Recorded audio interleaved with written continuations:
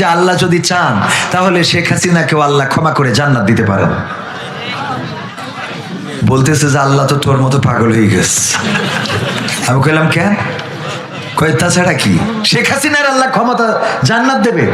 আমি কইলাম আল্লাহ চাইলে ফেরাউনরেও ক্ষমা করতে পারে, এটা আল্লাহর এখতিয়ার। কয় আমরা রয়েছি কিসের জন্য? কেন? কয় ওইনে টেনি ধরবো। ও আমাদের 16টা বছর বাড়ি ঘুমাইতে দেয় না, ও জান্নাতে যায় কোন আইন দিয়ে সেটা দেখা। মানে মনের রাগ ক্ষোভ কষ্ট এত যে দেখান কোন রাস্তায় ও জান্নাতে যাবে। ভাইরা আমার, জান্নাতের মালিক কে? জান্নাতের মালিক কে?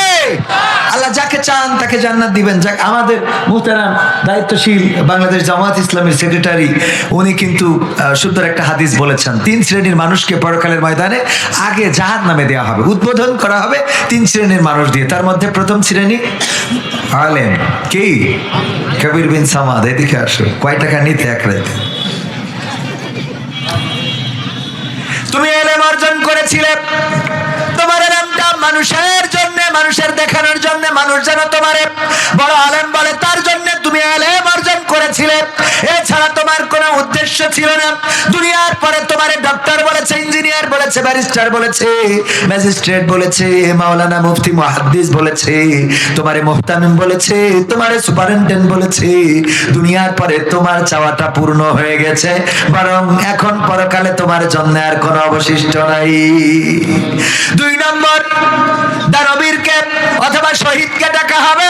শহীদকে ডেকে বলা হবে, ও শহীদ, তুমি তো লড়াই করেছিলে বীর মুক্তিযোদ্ধা হওয়ার জন্য। মানুষ যেন তোমারে মুক্তিযোদ্ধা বলে, মানুষ যেন তোমারে বীর উপাধি দেয়, তোমারে যেন বীর পুরুষ বলে। দুনিয়ার পরে তুমি এই উদ্দেশ্য নিয়ে লড়াই করেছো, আর এই লড়াই করতে করতে তুমি শহীদ হয়ে গিয়েছিলে। তোমার মধ্যে শহীদি তামান্না ছিল না। দুনিয়ার পরে লোকে তোমারে বীর শ্রেষ্ঠ বলে, তোমারে বীর মুজাহিদ বলে, তোমারে মুক্তিযোদ্ধা বলে। দুনিয়ার পরে তুমি তোমার প্রাপ্য পেয়ে গিয়েছো, সুতরাং এই পরকালে তোমার জন্য কোনো অবশিষ্ট নাই। আর 3 নম্বর হলো দানবীরকে ডাকা হবে, এদিকে আসো। তুমি যে দান করেছিলে তোমার উদ্দেশ্য ছিল মানুষ যেন বলে নারায়ে তাকবীর, আল্লাহু আকবার, দানবীর দানবীর, জিন্দাবাদ জিন্দাবাদ, কবির বিন সামাদ, কবির বিন সামাদ আছে না নাই? এই নাম বলে যেন তোমারে দানবীর আখ্যা দেয়। এই জন্য তুমি সম্মান চেয়েছিলে, দুনিয়ার পরে আল্লাহ তোমারে সম্মানিত করেছে। আল্লাহ তোমার দুনিয়ার পরে তোমার দাম, তোমার শহীদ, তোমার মুক্তিযোদ্ধা, তোমার বীর পুরুষ খেতাব তোমার দুনিয়ায় দেয়া হয়েছে। এখন পরকালে তোমার জন্য কোনো অবশিষ্ট নাই। আল্লাহ আমাদের যেন এমন বঞ্চিত না করেন, বলেন আমিন। এরপরে আল্লাহর নবী সাহাবীদের জিজ্ঞাসা করলেন, সাহাবীরা বলো সবচেয়ে অসহায় ব্যক্তিকে, সবচেয়ে সর্বশান্ত দেউলিয়া কে? বললো আল্লাহ রাসূল, দেউলিয়া তো সে যার টাকা নাই, অর্থ নাই, সম্পদ নাই। সে বললো এও দেউলিয়া নয়, দেউলিয়া হলো সে যে পরকালের ময়দানে দুনিয়ার মানুষের সাথে এমন আচরণ করে যাবে, এমন ঋণ রেখে যাবে, এমন কিছু করে যাবে যে পরকালে আল্লাহ রাব্বুল আলামিন যখন মানুষেরা তার বিরুদ্ধে অভিযোগ করবে, তখন আল্লাহ রাব্বুল আলামিন কি করবেন? এই লোকটার সওয়াবগুলো তাদের আমল নামায় দিয়ে দেবেন। কি করবেন? ওখানে তো টাকা পয়সা নাই, তখন কি করবেন? সওয়াবগুলো ওদের আমল নামায় দিয়ে দেবেন। দেওয়ার পরে সওয়াব যখন শেষ হয়ে যাবে, যাওয়ার পরে আছে অবশিষ্ট কি? গুনাহ আছে। কি? গুনাহ তো আর কাউরে দেয়া যায় না। এরপরেও যারা অভিযোগ করবে তখন কি করা হবে? অপর ব্যক্তির গুনাহ খাতা এই ব্যক্তিটার দেয়া হবে। দিতে দিতে এই লোকটার আমল নামা তো জান্নাতি বাসিন্দা, আমল নামা এত ছিল যে সে জান্নাতে যাবে, কিন্তু সওয়াব দিয়ে এমনকি অন্যদের গুনাহ নিয়ে এখন জাহান্নামের বাসিন্দা হয়ে যাবে। এই হলো দেউলিয়া, এই হলো সর্বশান্ত, এই হলো অসহায়। এর থেকে দেউলিয়া আর কেউ হতে পারে? আমরা যেন এটা না করি। হ্যাঁ, চা আমার লাগবে না, আমার লাগবে না, অন্যদের দেন, ছোট মানুষ তো। ভাইরা আমার, তো আপনাদের কষ্ট হচ্ছে। আমি বলেছিলাম যে এখানকার মাহফিল 25 বছর, কিন্তু এখনো সিস্টেমগুলো একটু লেস আছে। এগুলো আমরা আগামীতে সংশোধন করে নেব ইনশাআল্লাহ। আমাদের তাওফিক দান করুন, বলেন আমিন। তো উপস্থিত আছেন পর্দার অন্তরালে মা এবং বোনেরা, আমার দাঁড়ানো ভাইয়েরা, রাস্তায় যারা আছেন সবাইকে আনুষ্ঠানিকভাবে সালাম দিচ্ছি, আসসালামু আলাইকুম ওয়া রাহমাতুল্লাহ। আমরা আল্লাহর শুকরিয়া আদায় করছি যে মহান রব আমাদের দয়া করে মায়া করে মানুষ হিসাবে সৃষ্টি করেছেন এবং আজ পর্যন্ত বাঁচিয়ে রেখেছেন। হাসপাতালের বিছানায় এই সময় অনেকে আছেন না নাই? যে সময় এখানে বসে আছি অনেকে এই মুহূর্তে অ্যাক্সিডেন্ট করেছে। এরকম বাংলাদেশে ঘটছে না?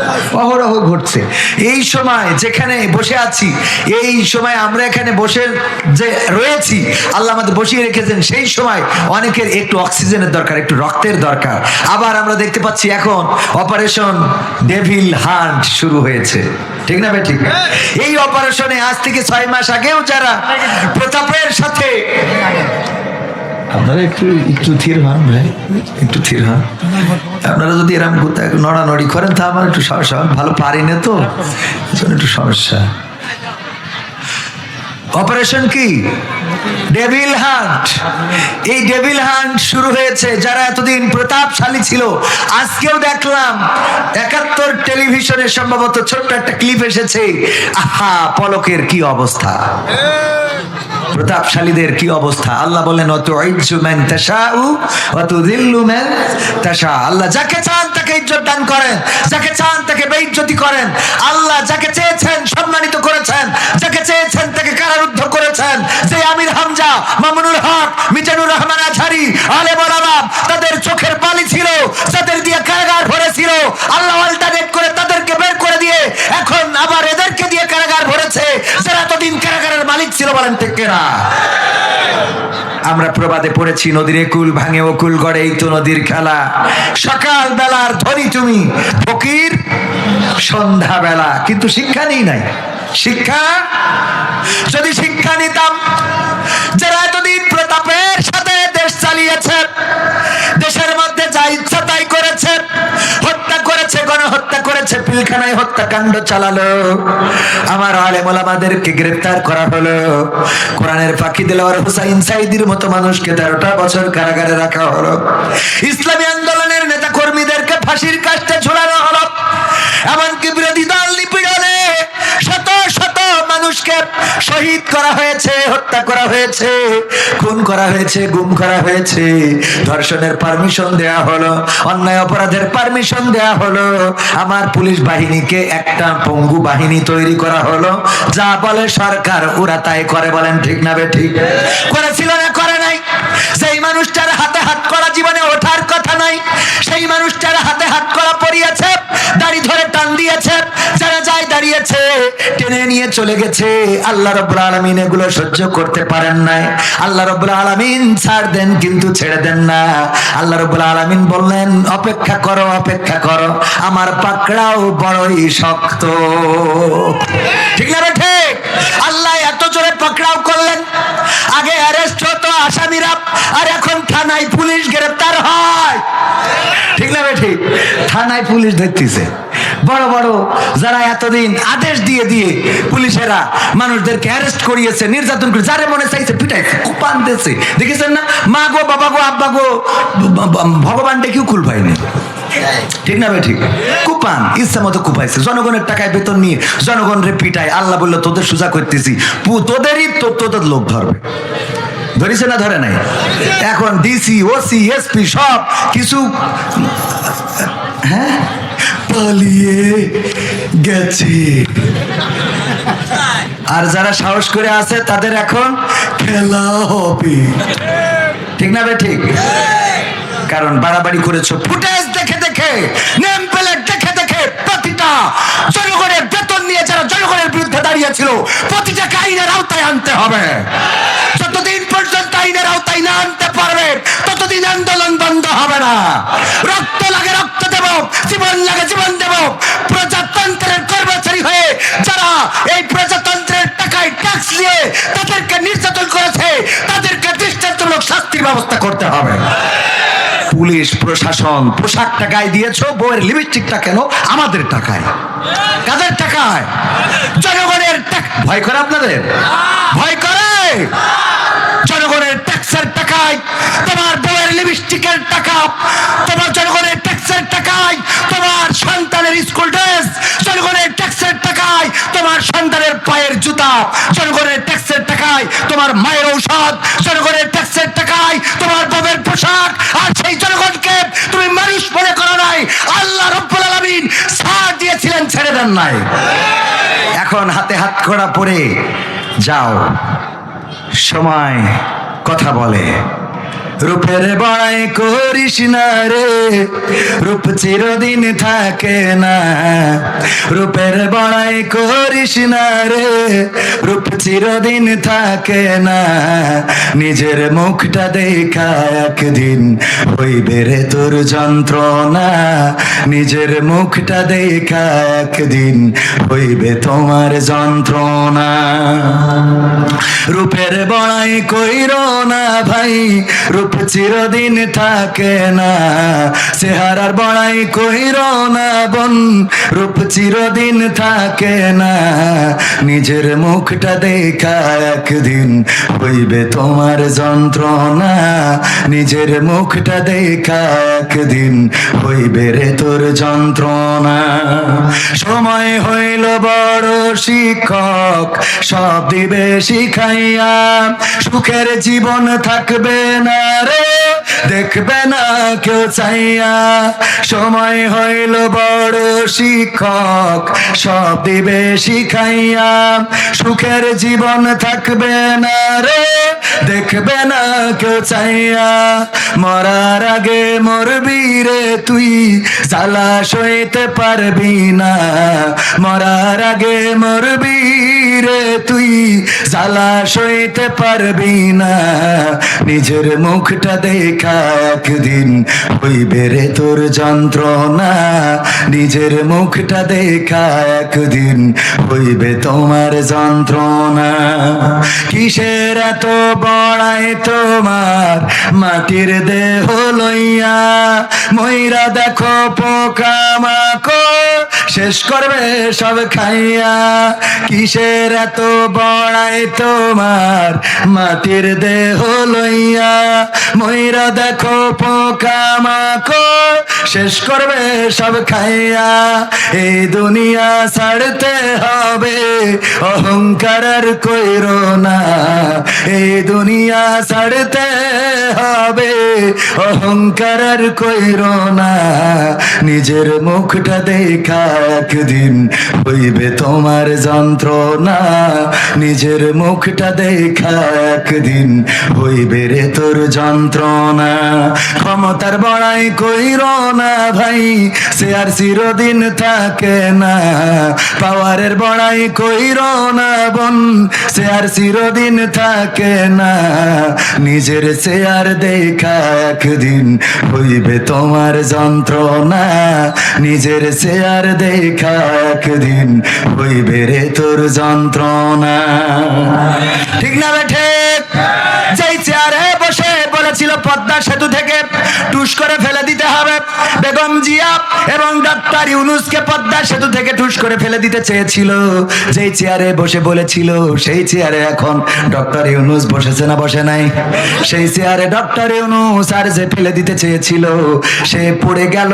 পড়ে তো গেল গেল, বাংলাদেশ তার বাবার তৈরি করে দিয়া নাকি দেশ, সেই দেশেও থাকার সৌভাগ্য হলো। হয়েছে? শুধু হয়েছে, হয় নাই তা নয়। আবার দাদার দেশে যে ষড়যন্ত্র কি থেমে আছে নাকি? ষড়যন্ত্র কি বন্ধ হয়েছে?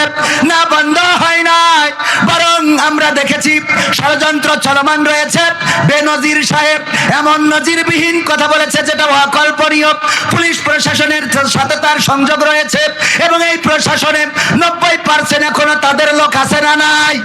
আমার কথা না, বেনজির সাহেবের কথা। কি নজির? বেনজির সাহেবের কথা। সে এমন বেনজিরগিরি দেখিয়েছে যা ইতিপূর্বে কেউ দেখায় নাই। সে বলল যে এই প্রশাসনের লোকেরা সবাই রেডি আছে, যোগাযোগ ভিতরে ভিতরে আছে, আপনারা রাজপথে দাঁড়াইলে প্রশাসন সামনে থাকবে, বলেছে না বলে নাই? সুতরাং জনগণ এখন আবার সচেতন থাকার দরকার আছে না নাই? জনগণ সচেতন থাকতে হবে। আমার ওই বোনের মতো বলতে হবে, সামনে স্বাধীনতা, পিছনে পুলিশ, সুতরাং স্বাধীনতার দিকে এগিয়ে যাব। তখন আসলে একদিকে ছিল স্বাধীনতা আর একদিকে ছিল কি? পুলিশ। আর একদিকে ছিল কি? পুলিশ। এখনো সেই পুলিশ আছে না নাই? যারা ভালো তারা ভালো, আলহামদুলিল্লাহ, ভালো কাজগুলো করে যাক। আর যারা খারাপ আমরা বাছাই করব, আমরা চিহ্নিত করব এবং পুলিশ দিয়ে পুলিশকে অ্যারেস্ট করাবো। মনে থাকবে? পুলিশ দিয়ে পুলিশকে অ্যারেস্ট করাতে হবে। গাজীপুরে সহযোগিতা করে নাই, তার বিনিময়ে বিনিময়ে আজকে এই যে ডেভিল হ্যান্ড শুরু হয়েছে, সন্ত্রাসী যারা তাদেরকে এখন ধরা হবে এবং তাদেরকে বড় বড় ডিম খাওয়ানোর দরকার আছে না নাই? এতদিন আপ্যায়ন করেছে যাদেরকে, এখন তাদেরকে আপ্যায়ন করা হবে, ডিম খাওয়ার স্বাদটা কেমন তাদেরও নেওয়ার দরকার আছে না নাই? আছে ওগো আমার ভাইরা। এই জন্য মাথায় রাখতে হবে ক্ষমতা চিরদিন থাকে না, ক্ষমতা চিরদিন থাকবেও না, ষড়যন্ত্র করে পার পাওয়া যাবে না। এই বেনজির সাহেব বলল যে তোমরা রেডি থাকো, যখন বলবো রাজপথে নামবা। এরপরে আবার জাহাঙ্গীর মেওয়ার, নাম কি জাহাঙ্গীর না, জাহাঙ্গীর বলল যেই দিনে ঢাকাতে আমরা বেড়াতে পারবো না, সেই ঢাকায়, যেই ঢাকায় দিনের আলোতে আমরা ঘুরতে পারবো না, সেই ঢাকায় রাতের অন্ধকারে কাউকে ঘুমাতে দেব। এই জন্য চুরি বেড়েছে না কমেছে? ছিনতাই বেড়েছে না কমেছে? ডাকাতি বেড়েছে না কমেছে? সন্ত্রাসী কর্মকাণ্ড বেড়েছে না কমেছে? ধর্ষণ বেড়েছে না কমেছে? খুন গুম অনেক কিছু বেড়েছে। প্রশাসনের নাকের ডগায় হয়, তারা বাধা দেয় না, চলতে থাকে। ওগো আমার ভাইয়েরা, এখন যদি এরকম কিছু হয়, যেই থানা, যেই ক্যাম্প, যেই পুলিশ অসহযোগিতা করবে, সেটা অবশ্যই অবশ্যই ঊর্ধ্বতন কর্তৃপক্ষের কাছে দিয়ে দিতে হবে, যাতে করে পুলিশে ধরতে পারে। ঠিক না ঠিক? কারণ এই অন্যায়গুলো আর হতে দেওয়া হবে। আর অন্যায়গুলো করছে কারা? আমি উদাহরণ দিতে যেয়ে বলি, আল্লামা সাইদি একবার বলেছিলেন, খুব সুন্দর একটা উদাহরণ, খেয়াল করে শুনবেন। একজন কাফন চুরি করত, লোকে বলতো কাফন চোরা। এই কাফন চোরা যখন মারা যায়, তখন সন্তানদেরকে ডাক দিয়ে বলল, গো আমার খোকারা, আমি মারা যাওয়ার পরে আমারে সবাই যেহেতু দুনিয়ার পরে কাফন চোরা বলে, আমি মারা যাওয়ার পরে তোমরা এমন ভালো কাজ করবা যাতে অন্তত লোকে আমারে ভালো বলে, লোকে আমারে ভালো বলে। সন্তানেরা চুরি করে ছেড়ে দিয়ে নামাজি হয়ে গেল, রোজাদার হয়ে গেল, পাঁচ ওয়াক্ত নামাজ পড়ে, তাও লোকেরা বলে নামাজ পড়লে কি হবে, ও তো কাফেন চোরের ছেলে। তার ছেলে দেখলে তো বেকায়দা নামাজ পড়লাম, তাও আব্বারে ভালো বলে না, খারাপ বলে। খারাপ বলে না ভালো বলে? কাফন চোরের ছেলে খারাপ বলে। তাইলে কি করা যায়? প্রতিটা ওয়াক্তে নামাজে আবার জিলেপি নিয়ে গেল, তাবারক নিয়ে গেল, খাওয়ানোর জন্য নামাজিদেরকে খাওয়ায়। সবাই যখন ওই খাওয়ার টুপলাগুলো বাড়িতে নিয়ে যায়, জিজ্ঞেস করে প্রতি ওয়াক্তে নামাজে খাইতে দেয় কে? কই ওই কাফন চোরের ছেলেরা দেশ। দেখলো এরপরেও তো হচ্ছে না, আব্বারে কেউ ভালো বলে না। তাইলে কি করা যায়? কি করা যায়? ওরা পরামর্শ করলো, এই গ্রামে যত গরিব দুঃখী আছে সবার পাশে দাঁড়াবো, যার ঘর নাই ঘর বানিয়ে দেব, যার কাপড় নাই কাপড় দেব, যার জমি নাই জমি দেব, যার টাকা নাই টাকা দেব, পয়সা নাই পয়সা দেব, যে চিকিৎসা নিতে পারে না চিকিৎসা করিয়ে দেব। এই কাজগুলো করে। এক ক্যান্সারের রোগীর হাসপাতাল নিয়ে গেছে ঢাকায় চিকিৎসা করানোর জন্য, বলতেছে সাথে এসেছে ওরা কারা? বলছে কাফন চোরার ছেলে। তাহলে কি ভালো বললো বাবারে? ওরা তিনি ভাই পরামর্শ করলো, ভাই আব্বারে তো কেউ ভালো বলে না, যত ভালো কাজ করি তাও তো খারাপ বলে, এখন কি করা যায়? তিন ভাই পরামর্শ করে বললো, তাইলে আব্বার পেশায় আমরা ফিরে যাই দেখি। আব্বার পেশায় ফিরে আসলো, আবার কাফন চুরি করে। কাফন চুরি করার কারণে সবাই বলে ওর বাবাও ছিল কাফন চোর, ইরাও হয়েছে কাফন চোর, তাও তো আব্বারে কি বলে? এবার চিন্তা করলো, তিন ভাই মিলে পরামর্শ করলো, শুধু কাফন চুরি করলে হবে না, এখন থেকে যেই কাফন চুরি করবো লাশের, ওই লাশটা আবার উঠাবো, তারপরে যশোরে দড়া টানাই, পাশার মধ্যে বাঁশ দিয়ে টানাই রাখ। কি করবে? টানাই রাখবে। দড়া টানার পরে অথবা আপনার অভয়নগর তো থানা প্রপারে আপনাদের কোন ওই কাফন চোরার ছেলেরা কি করলো? কাফন তো চুরি করলো, লাশটারে আবার বাঁশ ভরে দিয়ে টানায় রাখলো। মানুষ এবার বলা শুরু করলো, এদের থেকে তো এদের বাপ ভালো ছিল, এদের থেকে এদের বাপ ভালো ছিল, কারণ এদের আব্বা তো শুধু কাফন চুরি করতো, লাশটারে এমন ক্ষতি করে নাই।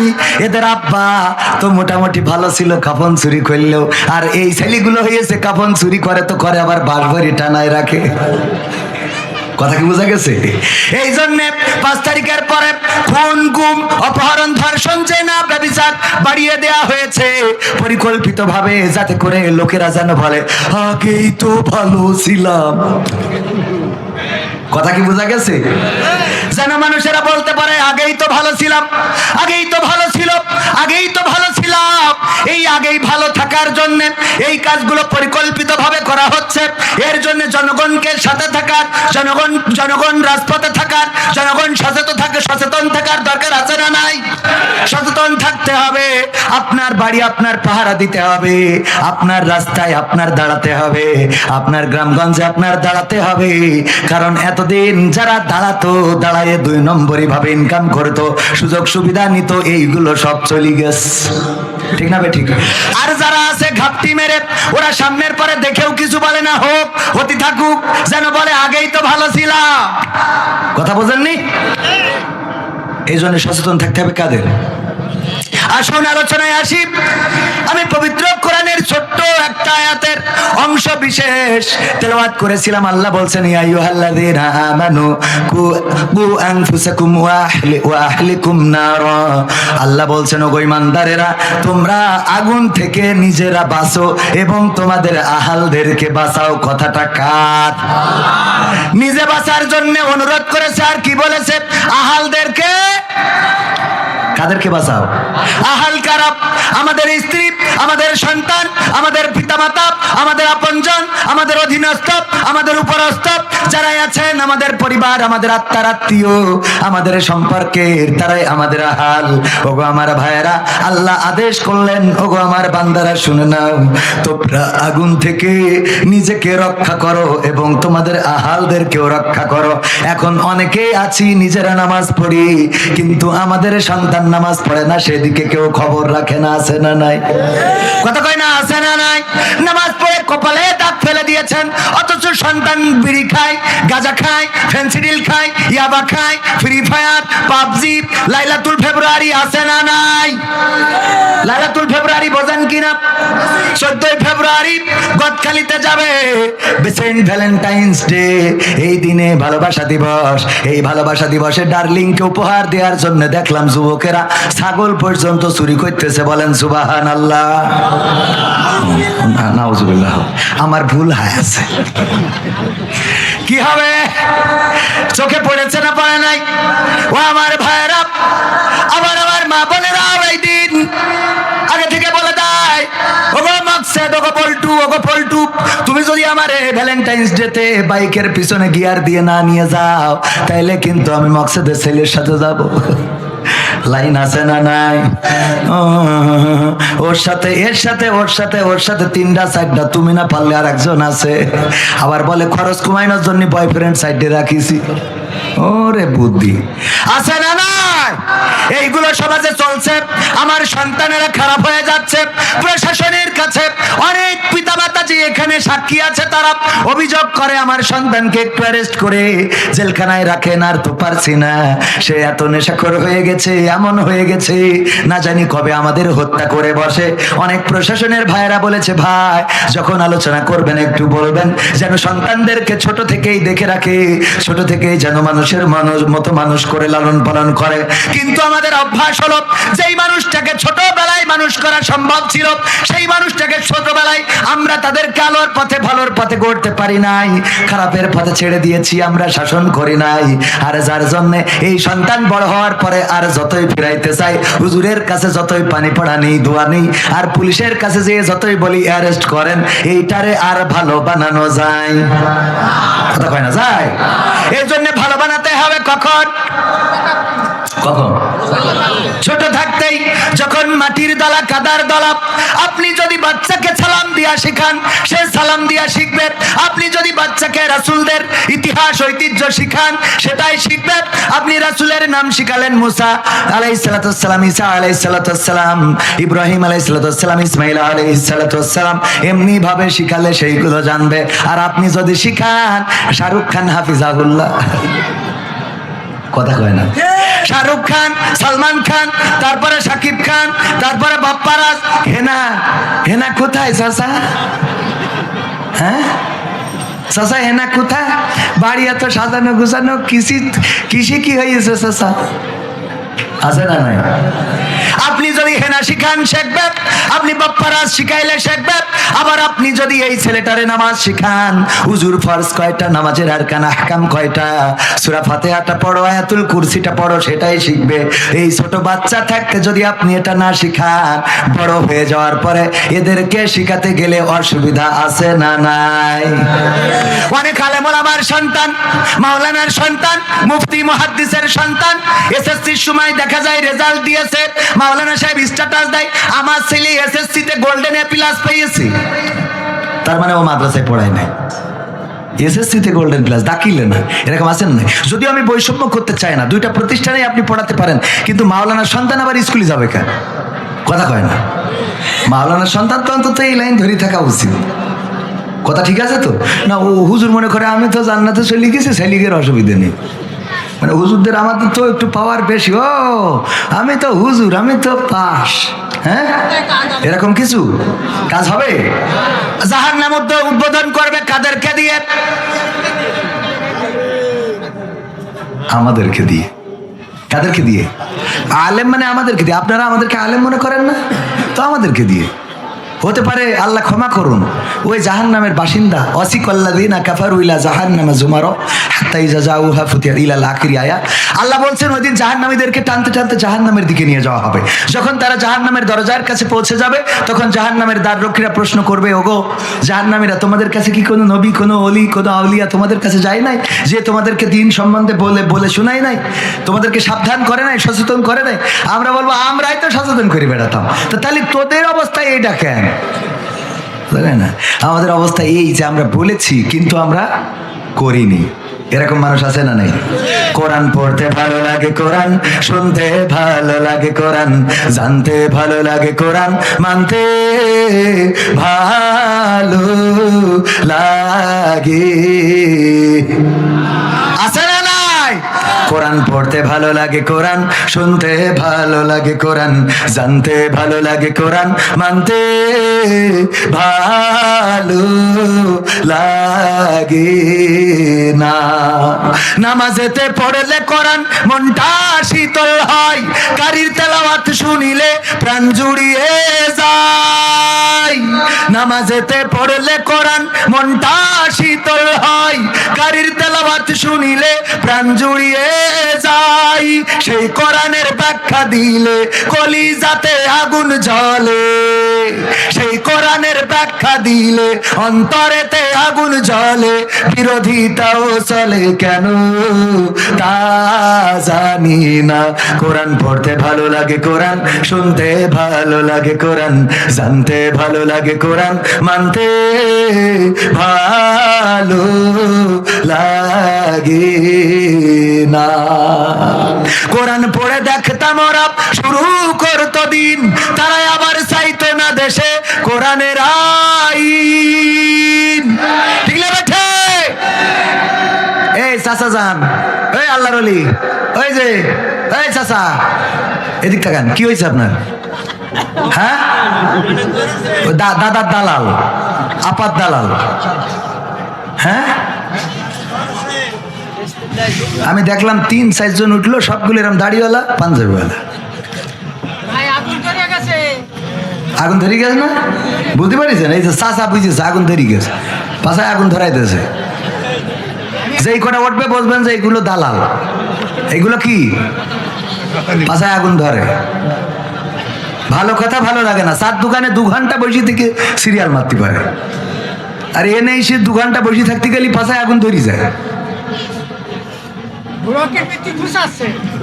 আল্লাহ বলেছেন ইয়া আইয়ুহাল্লাযীনা আমানু দুখুলু ফিস সিলমি কাফা ওয়া লা তাত্তাবিউ খুতুওয়াতিশ শাইতান ইন্নাহু লাকুম আদুউম মুবিন। আল্লাহ বলছেন যে তোমরা ইসলামের মধ্যে পরিপূর্ণভাবে দাখিল হয়ে যাও, শয়তানের পদাঙ্ক অনুসরণ করো না, কারণ সে কি তোমাদের প্রকাশ্য দুশমন।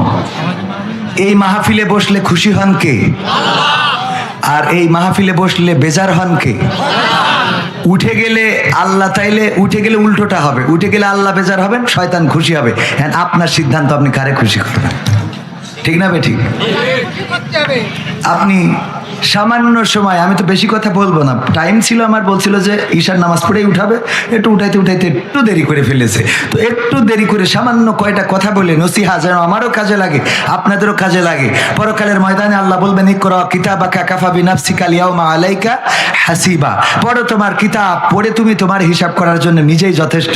ওই দিন কিতাব যেদিন ধরাই দেবে, আপনার আমার নেক আমলের খাতায়, আমাদের বদ আমলের খাতায়, বা এই খাতায় যখন দেখবো সব বদ আমল দিয়ে ভরা, এখানে সুদ খাইছি, এখানে আইল ঠেলেছি, এখানে চায়ের দোকানে ছিলাম, এখানে সিরিয়াল মেরেছিলাম, এখানে কার বেড়া ভেঙেছিলাম, এখানে কার বোর সাথে গল্প করেছিলাম, এখানে লাইলাতুল ফেব্রুয়ারিতে কি করেছিলাম, সব পৃষ্ঠায় পৃষ্ঠায় থাকবে। এই মাহফিলটা থাকবে না। কয়টি? এই মাহফিলটা থাকবে না। ফামা ইয়ামাল মিসকালা যাররাতিন খায়রাই ইয়ারা ওয়া মা ইয়ামাল মিসকালা যাররাতিন শাররাই ইয়ারা। যাররা পরিমাণ ভালো কাজ আল্লাহ দেখাবেন, যাররা পরিমাণ খারাপ কাজও দেখাবেন। তো এই মাহফিলটাও আল্লাহ দেখাবেন। খাতায় যখন পাবেন যে 10 ফেব্রুয়ারি 2025 এই মাহফিলে বসেছিলেন, আমি যাই হই, আপনি তো বসেছেন কোরআনের সম্মানে, ঠিক না বেঠিক? তো আল্লাহ কোরআনের মাহফিলে বসেছিলাম, তুমি চাইলে যে দেখো বসে আছি, এখানে তোমার ফেরেশতারা লিখেছে 2 ঘন্টা বসেছিলাম, তুমি চাইলে ক্ষমা করতে পারো। আমার আল্লাহর এত দয়া, এত মায়া, চাইলে এই মাহফিলটাই আপনার নাজাতের ওছিলা করে দিতে পারেন। সুবহানাল্লাহ বলবেন না? আল্লাহ ওছিলা তালাশ করবেন। কি তালাশ করবেন? আল্লাহু। বুখারী শরীফের হাদিস, আল্লাহর নবী বললেন, ও আমার সাহাবীরা শুনে নাও, বনি ইসরাইলদের একজন ব্যক্তি মারা যাওয়ার সময় সন্তানদেরকে বলল, ওগো আমার সন্তানেরা, আমি মারা যাওয়ার পরে আমার লাশটা পুড়াবা, তারপরে এটারে ছাই বানাবা, তারপরে বিকট ঝড়ের দিনে উড়াইয়ে দিবা। কোন কোন বর্ণনা মতে এমন ওসিয়াত করেছিল যে পানিতে কিছু দিবা আর কিছু বাতাসে উড়াইয়ে দিবা। এই কাজ যখন সন্তানেরা করলো, আল্লাহ রাব্বুল আলামিন এই মানুষটারে আবার বানাতে পারে না? পারে না? আল্লাহ বললেন কুন, সাথে সাথে ফায়াকুন হয়ে গেল। আল্লাহ বললেন হও, হয়ে গেল। আল্লাহ রাব্বুল আলামিন ওই বান্দাকে বললেন, ওগো আমার বান্দা, কেন এমন ওসিয়ত করেছিলে তোমারে যেন পুড়ায় লাশ বানায়, তোমার এই লাশটা যেন পুড়ায় ছাই বানায় তারপরে উড়াইয়ে দেয়, কারণটা কি? ওই লোকটা বনি ইসরাইলদের ওই লোকটা বলল, ওগো আল্লাহ, আমি তোমার নাফরমানি করেছি, আমি দুনিয়ার পরে ছিলাম একজন নাফরমান বান্দা, আমি তোমার হুকুম মানি নাই, তুমি যেটা নিষেধ করেছো সেটা বেশি করে করেছি, তুমি যেটা আদেশ করেছো সেটা করি নাই। আমি জানতাম আমি মারা যাওয়ার পরে তুমি আমারে ধরবা, বিপদে ফেলে দিবা। ওগো আল্লাহ, শুধুমাত্র তোমার ভয়ে আমি আমার সন্তানদেরকে পুড়ায় লাশ পুড়ায় ছাই বানিয়ে উড়িয়ে দিতে বলেছিলাম, যাতে তুমি আমারে ধরতে না পারো, আমি যেন তোমার কাছে অ্যাটাক না হয়ে যায়। শুধু তোমার ভয় অন্তরে ছিল বলে এই কাজটা করেছিলাম। আমার আল্লাহর নবী বললেন, সাহাবীরা শুনে নাও, আল্লাহ রাব্বুল আলামিন ওই লোকটিরে ক্ষমা করে দিলেন এই বলে যে, ওগো আমার বান্দা, তোমার অন্তরের মধ্যে আমার কাছে ধরা খাওয়ার যে ভয়টা ছিল, এই ভয়ের কারণে তোমার গোটা জীবন জিন্দেগির গুনাহ খাতা আমি মাফ করে দিলাম। আল্লাহ রাব্বুল আলামিন ওসিলা তালাশ করবেন, সওয়াব দিয়ে পার পাওয়া যাবে না। একবার সুবহানাল্লাহ বললে এই দুনিয়ায় যত ফাঁকা জায়গা আছে সমপরিমাণ সওয়াব আমল নামায় দিয়ে দেন কে? বিশ্ব নবী সাল্লাল্লাহু আলাইহি সাল্লাম বলেছেন, ওগো আমার সাহাবীরা শুনে নাও, যদি কেউ একবার সুবহানাল্লাহ বলে, এই দুনিয়ায় যত ফাঁকা জায়গা আছে সব জায়গার সমপরিমাণ সওয়াব তার আমল নামায় লিখে দেওয়া হয়। তাইলে একবার সুবহানাল্লাহ বললে যদি গোটা দুনিয়া শুদ্ধ সওয়াব হয়ে যায়, তাইলে আমল নামার খাতা ভারী হইতে কি আর কিছু দরকার আছে? আর কিছু দরকার আছে? অথচ এত সওয়াব থাকার পরেও আপনি জান্নাতে যাবেন কিনা জাহান্নামে যাবেন কিনা সেটা আল্লাহ রাব্বুল আলামিনের করুণার পরে নির্ভর করবে। আল্লাহ যাকে চান তাকে করুণা করে জান্নাত দিবেন, আর যাকে চান তাকে আল্লাহ জাহান্নাম দিয়ে দিবেন। সবচেয়ে বড় অপরাধীও কোনো ভালো কাজের কারণে আল্লাহর কাছে পার পেয়ে যাবে, আবার সবচেয়ে বড় আলেম, বড় মুফতি, মুহাদ্দিস, ছোট্ট একটা খারাপ কাজ, এই কাজে আল্লাহর কাছে অ্যাটাক হয়ে যাবে। বিশ্ব নবীর হাদিস মিশকাত শরীফে পড়েছি, আমরা যখন 9 এবং 10 পড়েছি তখন হাদিসটা পড়েছি। ওগো আমার ভাইয়েরা, আল্লাহর নবী বলছেন জান্নাতটা তার নাকের ডগায় থাকবে। এমন একজন ব্যক্তি দুনিয়ায় এত ভালো কাজ করেছে, জান্নাতটা নাকের ডগায়। কোন বর্ণনায় এসেছে 1 বিঘা অথবা 1 হাত দূরে। এমন সময় সে এমন একটা খারাপ কাজ করে বসবে, যেই খারাপ কাজের কারণে গোটা দুনিয়ার আমল, গোটা জিন্দেগির আমলটা, নেক আমলটা বরবাদ করে আল্লাহ এই নেককার বান্দারে জাহান্নামের বাসিন্দা করে দেবে। আবার এমন একজন আছে যার জাহান্নামটা নাকের ডগায় অথবা 1 বিঘা দূরে অথবা 1 হাত দূরে। এই মানুষটা মৃত্যুর আগে এমন কোন ভালো কাজ করবে, আল্লাহ রাব্বুল আলামিন গোটা জীবন জিন্দেগির গুনাহ খাতা মাফ করে দিয়ে ওই ভালো কাজের পরে সন্তুষ্ট হয়ে জান্নাতটা তার জন্য ওয়াজিব করে দিবেন। সুবহানাল্লাহ বলবেন না? এই জন্য জান্নাতের ওসিলা তালাশ করতে হবে। কলিজার টুকরা সন্তানদেরকে কেন আগুন থেকে বাঁচাতে হবে? আল্লাহ কেন বললেন নিজেরা বাঁচাও এবং সন্তানদেরকে বাঁচাও? নিজে নামাজ পড়েন, মসজিদে যান। অনেক মুয়াজ্জিন আছে, ইমাম আছে, আমি নাম বলবো না, অনেকের গায়ে লেগে যেতে পারে। মুয়াজ্জিন মসজিদে যে আজান দেয় কিন্তু নিজের ছেলে নামাজ পড়ে না, একদিন ওটাকে মসজিদে নিয়ে যায় না। আছে না নাই? আপনাদের এদিকে তো নাই, খোঁজ নিয়ে দেখবেন। আমি বড় মাওলানা, অথচ দেখা গেল আমার সন্তান মাওলানা নাও হতে, অথবা আমি বানাতে চাই না বা বানাচ্ছি না, এমন অনেকেই আছে। এই জন্য নিজে আলেম হইলে হবে না, নিজে মুফতি মুহাদ্দিস হইলে হবে না, সন্তানদেরকেও আল্লাহর পথে তৈরি করতে হবে, নামাজের দিকে ডাকতে হবে। আগামী মাস রোজার মাস, এখন শাবান, আগামী মাস কি? আল্লাহুম্মা বারিক লানা ফি রজব ওয়া শাবান ওয়া বাল্লিগনা রমাদান। এই দোয়া শিখিয়েছেন কে? আল্লাহ। বিশ্ব নবী শিখিয়েছেন দোয়া করো, আল্লাহুম্মা বারিক লানা ফি রজব ওয়া শাবান ওয়া বাল্লিগনা রমাদান। ওগো আল্লাহ, তুমি আমাদের রজব এবং শাবানে বারাকত দান করো, বারাকা দান করো, এবং তুমি আমাদের রমজান পর্যন্ত পৌঁছিয়ে দাও। বলেন আমিন। আল্লাহ রাব্বুল আলামিন সূরা বাকারায় বলেন 183 নম্বর আয়াত, ইয়া আইয়ুহাল্লাযীনা আমানু কুতিবা আলাইকুমুস সিয়াম কামা কুতিবা আলাল্লাযীনা মিন ক্বাবলিকুম লাআল্লাকুম তাত্তাকুন। ওগো ঈমানদারেরা শুনে নাও, আমি তোমাদের উপরে রমাদানের রোজাকে ফরজ করে দিলাম যেমন তোমাদের পূর্ববর্তী গণের উপরে ফরজ। দেখেন ওই যারা মুফতি উঠেছে, দেখেছেন? ওই যে মুফতি সাহেব যা উঠবে খেয়াল করে দেখবেন, এরা মুফতি, মুহাদ্দিস, মাওলানা, মুহাক্কিকুরা, আল্লাহর ওলি, ওদের জান্নাত। আপনারা এসে বসেন কেন মাহফিল? ওরা আবার ওয়াজ করে বেড়ায় যে মাহফিলি বসলি সুয়া বরকত, আবার উরাই বসে না, তা মানুষ আমল করবে কি চায়? কথা কয় না। প্রমাণ নেবেন, এই জাতীয় লোকগুলো এদেরকে সামনেই দাঁড়াতে দেবেন না। বসবে বড় বড় বাইরে ওয়াজ করে বেড়াবে।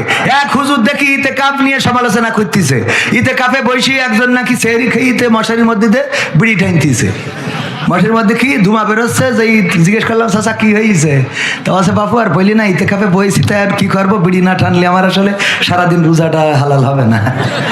এরম আল্লাহর ওলি আছে না নাই? তো এখন মানে ইমাম সাহেব কত এর বরকতের কথা, হ্যাঁ, ইতিকাফ। আমি আজ পর্যন্ত খুব কমই ইমাম দেখেছি যে ইমামগুলো নিজেরা ইতিকাফে বসে, আমি খুবই কম দেখেছি। আপনাদের চোখে পড়লে পড়ে থাকতে পারে, আমার জানা নেই। আপনাদের চোখে পড়েছে এমন? তো আপনি বরকতের ওয়াজ করেন, ইতিকাফে বসলে রোজার মাসে বিশাল সোয়াব, অথচ ইমাম সাহেব ইতিকাফে নেই, মুয়াজ্জিন ইতিকাফে নেই। লাভ কি? পরিবর্তন কি করে হবে? আপনি যে ওয়াজটা নিজেই মানেন না। আমার আল্লাহ বললেন ইয়া আইয়ুহাল্লাযীনা আমানু লিমা তাকুলুনা মা লা তাফআলুন। এমন কথা তোমরা বলো না যা তোমরা কাজে পরিণত করো না। আর এই কাজে পরিণত না করার অর্থটা যদি প্রমাণ নিতে চান, আমাদের ওবায়দুল কাদের দেখেন, সে বলল পালাবো না, বলেছে না বলে নাই?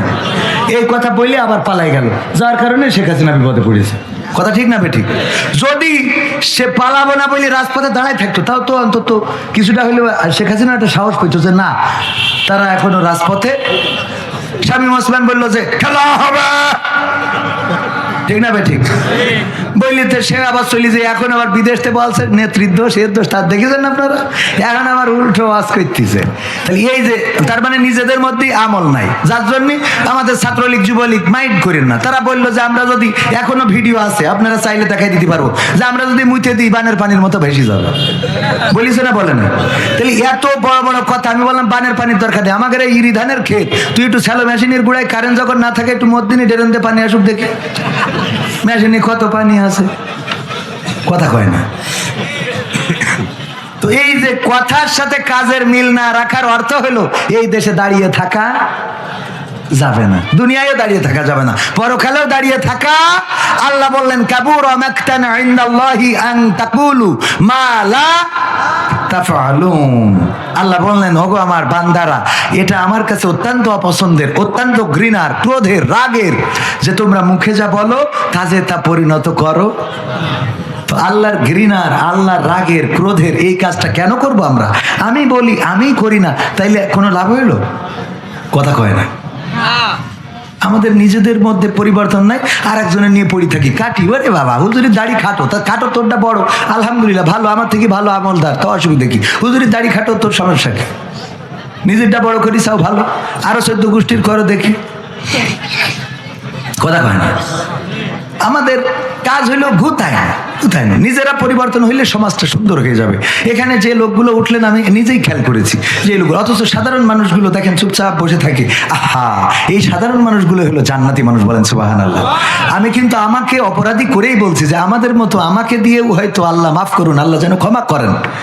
মাঝে মাঝে অনেকেই বলে আজকে আমার মাদ্রাসায়, আমি যেখানে পড়াশোনা করছি পাল্লা মুকামতলা দাখিল মাদ্রাসায়, আমার সুপারিনটেন্ডেন্ট ডেকেছিলেন রোজার পরে মাহফিল দিতে হবে, তো আমার দায়িত্ব এবং আমাদের প্রাক্তন ছাত্রদের দায়িত্ব দিয়েছে বক্তার দায়িত্ব। তো আমাকে বলতেছে যে তুমি যে এইভাবে মাহফিল করি টাকা পয়সা নাও, পরকালে কি জবাব দিবা, জিজ্ঞেস করি বসিছে।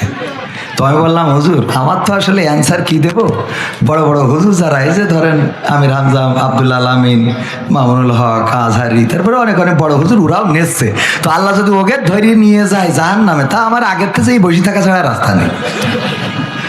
আর কোনো রাস্তা আছে? এই লোকগুলো যদি আল্লাহ কোনোভাবে আটকায়, তা আমার টেনশন ছাড়াই নিজেই দৌড় দিতে হবে যে আর কোনো কথা বলার সুযোগ নেই, আমি আগে যাই বসে থাকি, তাছাড়া তো রাস্তা নেই। কিন্তু আল্লাহ যদি ক্ষমা করেন, আসলে বিষয়টা হলো টাকা পয়সারও বিষয় নিয়ে আলেম ওলামা বলেছে, ও বিষয় নিয়ে আমি বলতে চাই না, ওরা বড় বড় মুফতি মুহাদ্দিস আছে, ওনারা বলবেন। আমি আপনাদের যেটা বলতে চাই, আমরা সাধারণ মানুষ, আমি সাধারণ, আপনারাও সাধারণ। আসেন দুই একটা কথা শুনি যেগুলো আমাদের দুনিয়া এবং আখেরাতের কাজে লাগে। এই কথা শুনতে কি অসুবিধা আছে? তো এই কথা একটুখানি শোনার জন্য এত সুন্দর শামিয়ানা, লাইটিং, মাইকিং, প্যান্ডেল, পোস্টার এগুলো করেছেন। আপনি সামান্য একটু বসতে যে কষ্ট হয়ে যাচ্ছে, দুনিয়ার জান্নাতের বাগানে যদি আল্লাহ আপনার তৌফিক না দেয়, পরকালে জান্নাতে আপনি যাওয়ার আশা করেন, এত সোজা না। 5 পাস দেননি, ইন্টারে ভর্তি হতে গেছেন, প্রিন্সিপালের মাথা খারাপ হয়ে গেছে, আপনার ভর্তি নেবে, কথা কয় না।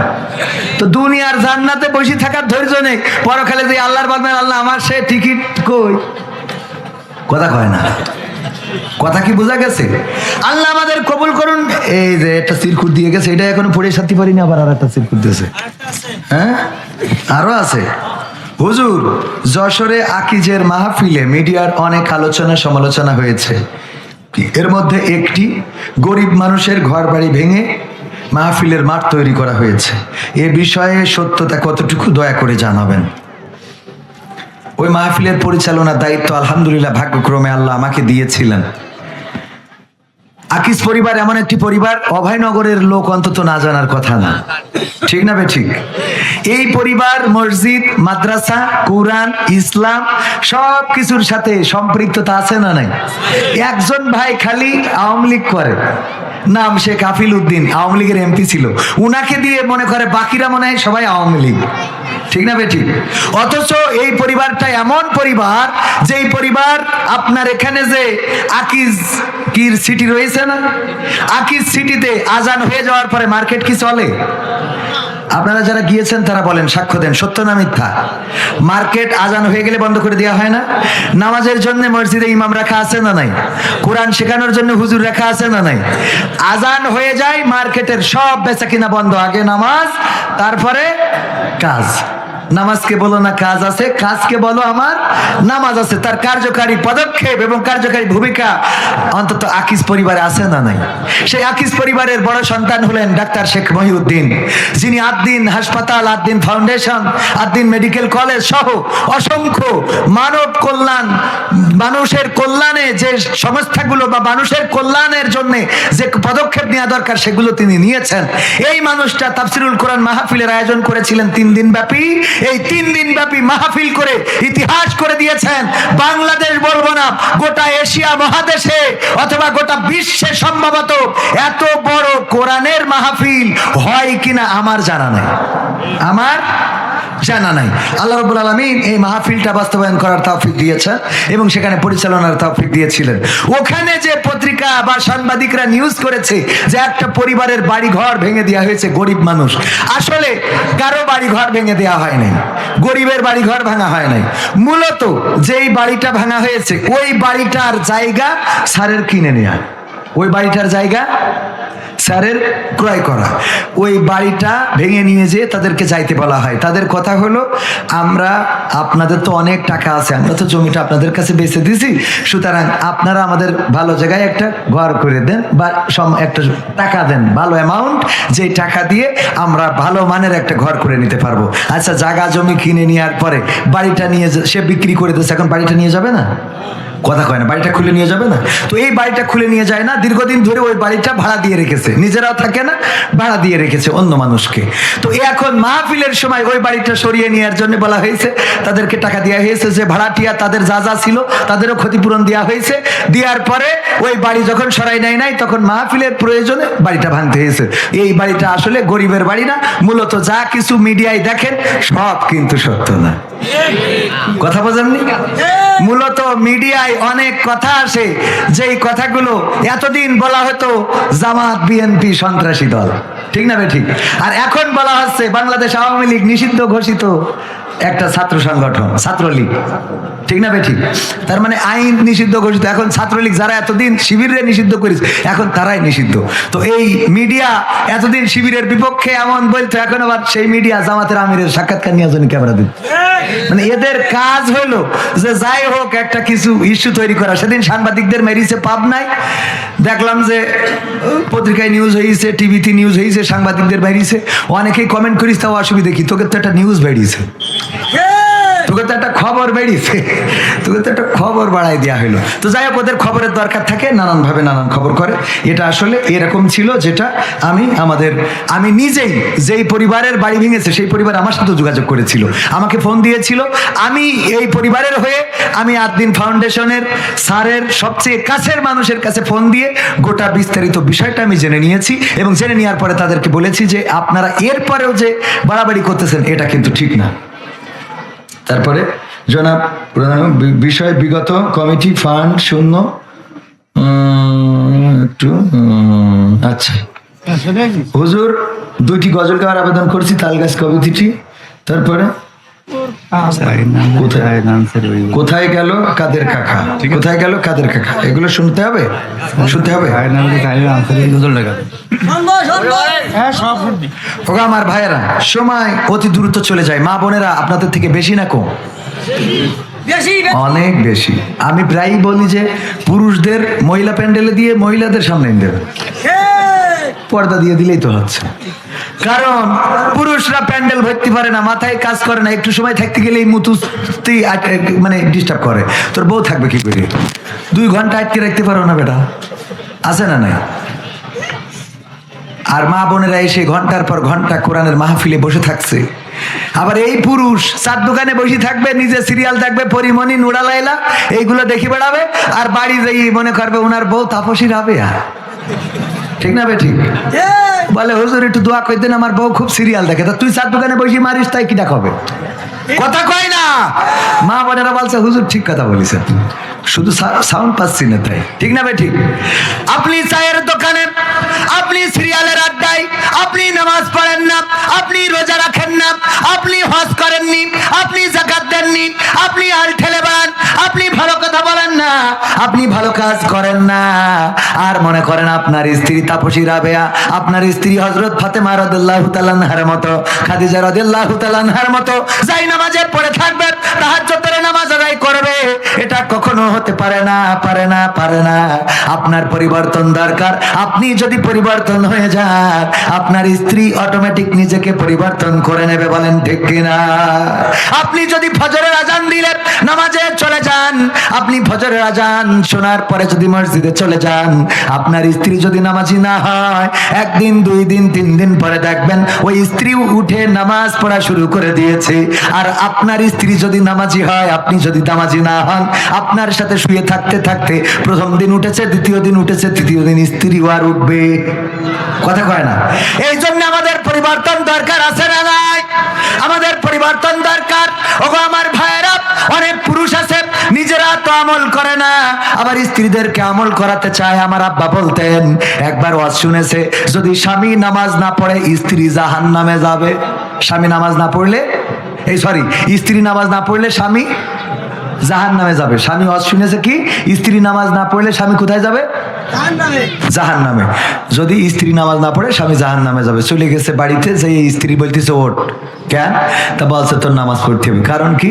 কারণ হলো হুজুর বলেছে যদি স্ত্রী নামাজ না পড়ে তার এই বেনামাজি হওয়ার অপরাধে স্বামী জাহান্নামে যাবে। তা বলছে তাও অসুবিধে কি?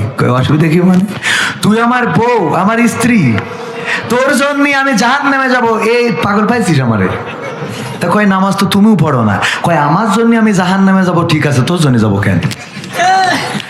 আমার জন্য যাইতে আমার কোনো অসুবিধা নাই, আমি আমার জন্য জাহান্নামে জ্বলতে রাজি, কিন্তু তোমার জন্য জ্বলবো না, ওঠো নামাজ পড়তে হবে। স্ত্রী বলে শীতের রাত ডিস্টার্ব করো না, এই শীতে এখন নামাজ পড়তে পারবো না, কালকে থেকে পড়বো। কিসের কালকে থেকে? আজকে থেকে। ওঠো, আজকে থেকেই নামাজ পড়তে হবে। জোর করে উঠিয়েছে, উজু করে, শীতে কাঁপুনি ধরে গেছে। বলো এখন কোন ওয়াক্তের নামাজ? রাত 1টার সময়। কয় রাকাত? প্রথম কোন সূরা পড়বো, লাস্টে কোন সূরা মিলাবো, রুকুতে কি পড়বো, সিজদায় কি পড়বো, প্রথম বৈঠক শেষ বৈঠকে কি পড়বো বলো দেখি। কয় যা হয় পড়, যা হয় যা হয় পড় বললে হচ্ছে না। এখন যদি তুমি আমারে না বলতে পারো, তুমি এক কাজ করো, ইমামতিতে দাঁড়াও, তুমি পড়াও, আর আমি পিছনে ইক্তেদাই তু ভেজাল ইমাম। কি ইমাম? মানে তুমি যে কত নম্বর খাটিয়ে তো আমি জানি। ইক্তেদাই তু ভেজাল ইমাম, আমি পিছনে দাঁড়ালাম, তুমি যাও সামনে নামাজ পড়িয়ে দাও। স্বামী বলতেছে দেখো বিবি গো, এমন প্রেসার দিও না, অসুবিধা নেই, তুমি তো বলেছিলে কালকে থেকে পড়বা, চলো এখন ল্যাপের নিচেই যাই, কালকে থেকে পড়লি হবে। আমল শেষ। আছে না নাই? নিজে আমল করে না, স্ত্রীর তাপসীরা বিয়া ভাবে, নিজের চোখের পর্দা নাই, রাস্তা দিয়ে মেরে গেলে কার মাইয়া গো, মাল গেল একটা শয়তান। আছে না নাই? দোকানে বসে বসে তুমি দেখো, আর তোমার বউ মনে করো তাপেশ্বরা বিয়া, তোমার বউ ঘরে বসে বসে বল্টুর কাছে ফোন ধরায়, বল্টু ভাই কেমন আছো, অনেকদিন পরে ফোন দিয়েছো, হ্যাঁ এখন কথা বলা যাবে, সে বাড়ি নেই। ঠিক না বেঠে? তুমি যদি দোকানে বসে অন্যের দিকে তাকাও, তোমার স্ত্রী ওই যে গান গায়, অনেক পুরুষ আছে গান গায়, বউ আমার যেমন তেমন, শালি আমার মনের মতন গো। আছে না নাই? আবার বউরাও গান বানাইছে, ওরে স্বামী আমার যেমন তেমন, দেওরাই আমার মনের মতন রে। স্বামী যেমন তেমন, দেওরা তার মনের মতন। কারণ তুমি যদি তোমার ভাবির চেহারায় আকৃষ্ট হও, তুমি যদি তোমার শালীর চেহারায় আকৃষ্ট হও, তুমি যদি গ্রামের কারো চেহারায় আকৃষ্ট হয়ে যাও, তোমার স্ত্রীও যখন বুঝে যাবে তুমি অন্যের জন্য আকৃষ্ট, তখন তোমার স্ত্রীও শয়তানের ওয়াসওয়াসায় পড়ে যাবে। ঠিক না বেঠে? এই জন্য নিজেদের পরিবর্তন দরকার। নিজেরা যদি পরিবর্তিত হয়ে যান, সমাজটা বদলে যাবে। আর নিজেরা যদি নিজেদেরকে পরিবর্তন করতে না পারেন, এই সমাজটা বদলানো যাবে না, সংসার বদলানো যাবে না, পরিবার বদলানো যাবে না। বাবা যদি সিগারেট খায়, ছেলে সিগারেটের বাইরে এক কাঠি উপরে যেয়ে ডাইল টানে। কি টানে? কি ডাইল? কি ডাইল? ফ্যান্সি ডাইল বোতলে, আর ইয়াবা ছোট ছোট ট্যাবলেট আছে না নাই? তারপরে আবার বাবা যদি বিড়ি খায়, ও বিড়ির তামাকটা ফেলে দিয়ে ওর মধ্যে এরকম করে কি ডলে ডলে ঢুকায়, তারপরে এটা কি জানো? হ্যাঁ গাঁজা। হ্যাঁ, এইগুলো খাওয়ার লোক আছে না নাই? কারণ বাবা খায়, ছেলে তার উপরে গেছে। আমার বাবা ওয়াজ করতেন, আমার বাবা মাস্টার আব্দুস সামাদ, নাম শুনে থাকতে পারেন, অভয়নগরেও মাহফিল করেছেন। মাস্টার আব্দুস সামাদ মুরব্বী যারা তারা চিনতে পারেন। 23 বছর আগে এক মাহফিল থেকে ফেরার পথে কালীগঞ্জের 12 বাজারে রাস্তার পরে লাশটা পড়েছিল। আমরা কালীগঞ্জের থানা থেকে লাশটা নিয়েছিলাম। কেউ বলে মেরে ফেলেছে, কেউ বলে অ্যাক্সিডেন্ট করেছে, আল্লাহ সেই ভালো জানেন, আমরা জানি না। এই বাবা আমার ওয়াজ করে ফেরার পথে শহীদ হয়েছেন রাজপথে। আমি তার সন্তান।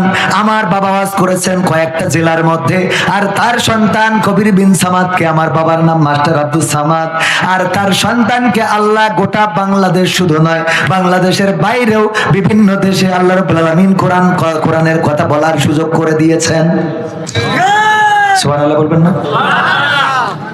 আমার বাবা যদি বিড়িখোর হতেন, তাহলে আমি গাঞ্জাখোর হতাম। কথা কয় না? আমার বাবা যে যেই রাস্তাটা দেখিয়ে গিয়েছেন সেই রাস্তায় চলেছি। আমার সন্তানদেরকে যদি জিজ্ঞাসা করে তোমরা কি হতে চাও বড় হয়ে, সন্তানরা এক বাক্যে উত্তর দেয় আব্বার মতো হইতে চায়। এক বাক্যেই বলে আব্বার মতো হইতে চায়। মানে ওদের মধ্যে স্বপ্ন বুনে গেছে যে আমরা আব্বার মতো আলেম হইতে হবে, আব্বার মতো একজন হুজুর হইতে হবে, আব্বার মতো একজন দ্বীনের দায়ী হইতে হবে। এগুলো আপনি যেমন আমার আব্বা আমাকে নিয়ে দোয়া করতেন, হে আমার রব তুমি আমাকে শহীদ করো অথবা আমাকে শহীদের পিতা বানাও। আমি তো তার সন্তান যেই বাবা নিজেকে শহীদ হওয়ার জন্য উৎসর্গ করেছেন এবং আমাকে সাথে নিয়েই মোনাজাত করেছেন অসংখ্যবার, আল্লাহ হয় শহীদ বানাও, না হইলে শহীদের বাবা বানাও। আমার বাবা তো শহীদ হয়ে চলে গিয়েছেন, আল্লাহ চাইতো যদি আমাকেও শহীদ করেন তাইলে আমার বাবার সেই স্বপ্নটাও পূরণ হয়ে যাবে। ওগো আমার ভাইরা, আমি সেই বাবার সন্তান এই কথাটা জাহিরি করার জন্য বললাম না, অনুপ্রেরণা দেওয়ার জন্য বললাম। আপনি যদি ভালো কাজ করেন সন্তানরা অটোমেটিক ভালো কাজের পথে হাঁটবে, আর যদি বেয়াড়া হয়ে যায় শয়তানের পথে, ইউনূস নবীও তার সন্তানকে ফেরাতে কি নূহ নবী পেরেছে? নূহ নবী সন্তানকে ফেরাতে পারে। আবার আজরের ঘরে ইব্রাহিম পয়দা হয়েছে, ঠিক কিনা? আজরের ঘরে ইব্রাহিম পয়দা হলেন আর নূহ নবীর ঘরে কেনান পয়দা হলেন। ও আমার ভাইরা, আমার সন্তান খারাপ হতে পারে, আপনার সন্তান খারাপ হতে পারে, কিন্তু চেষ্টার কোনো ত্রুটি রাখা যাবে?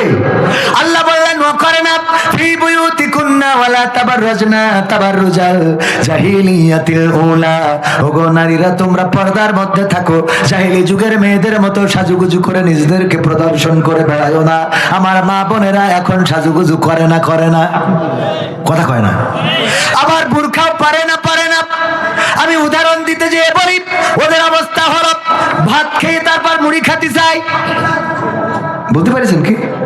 একবার আমার ভাইজান পিকনিকের ব্যবস্থা করলো, বললো ভাইজান পিকনিকের ব্যবস্থা করলো, 10 জনের দাওয়াত দিয়েছে।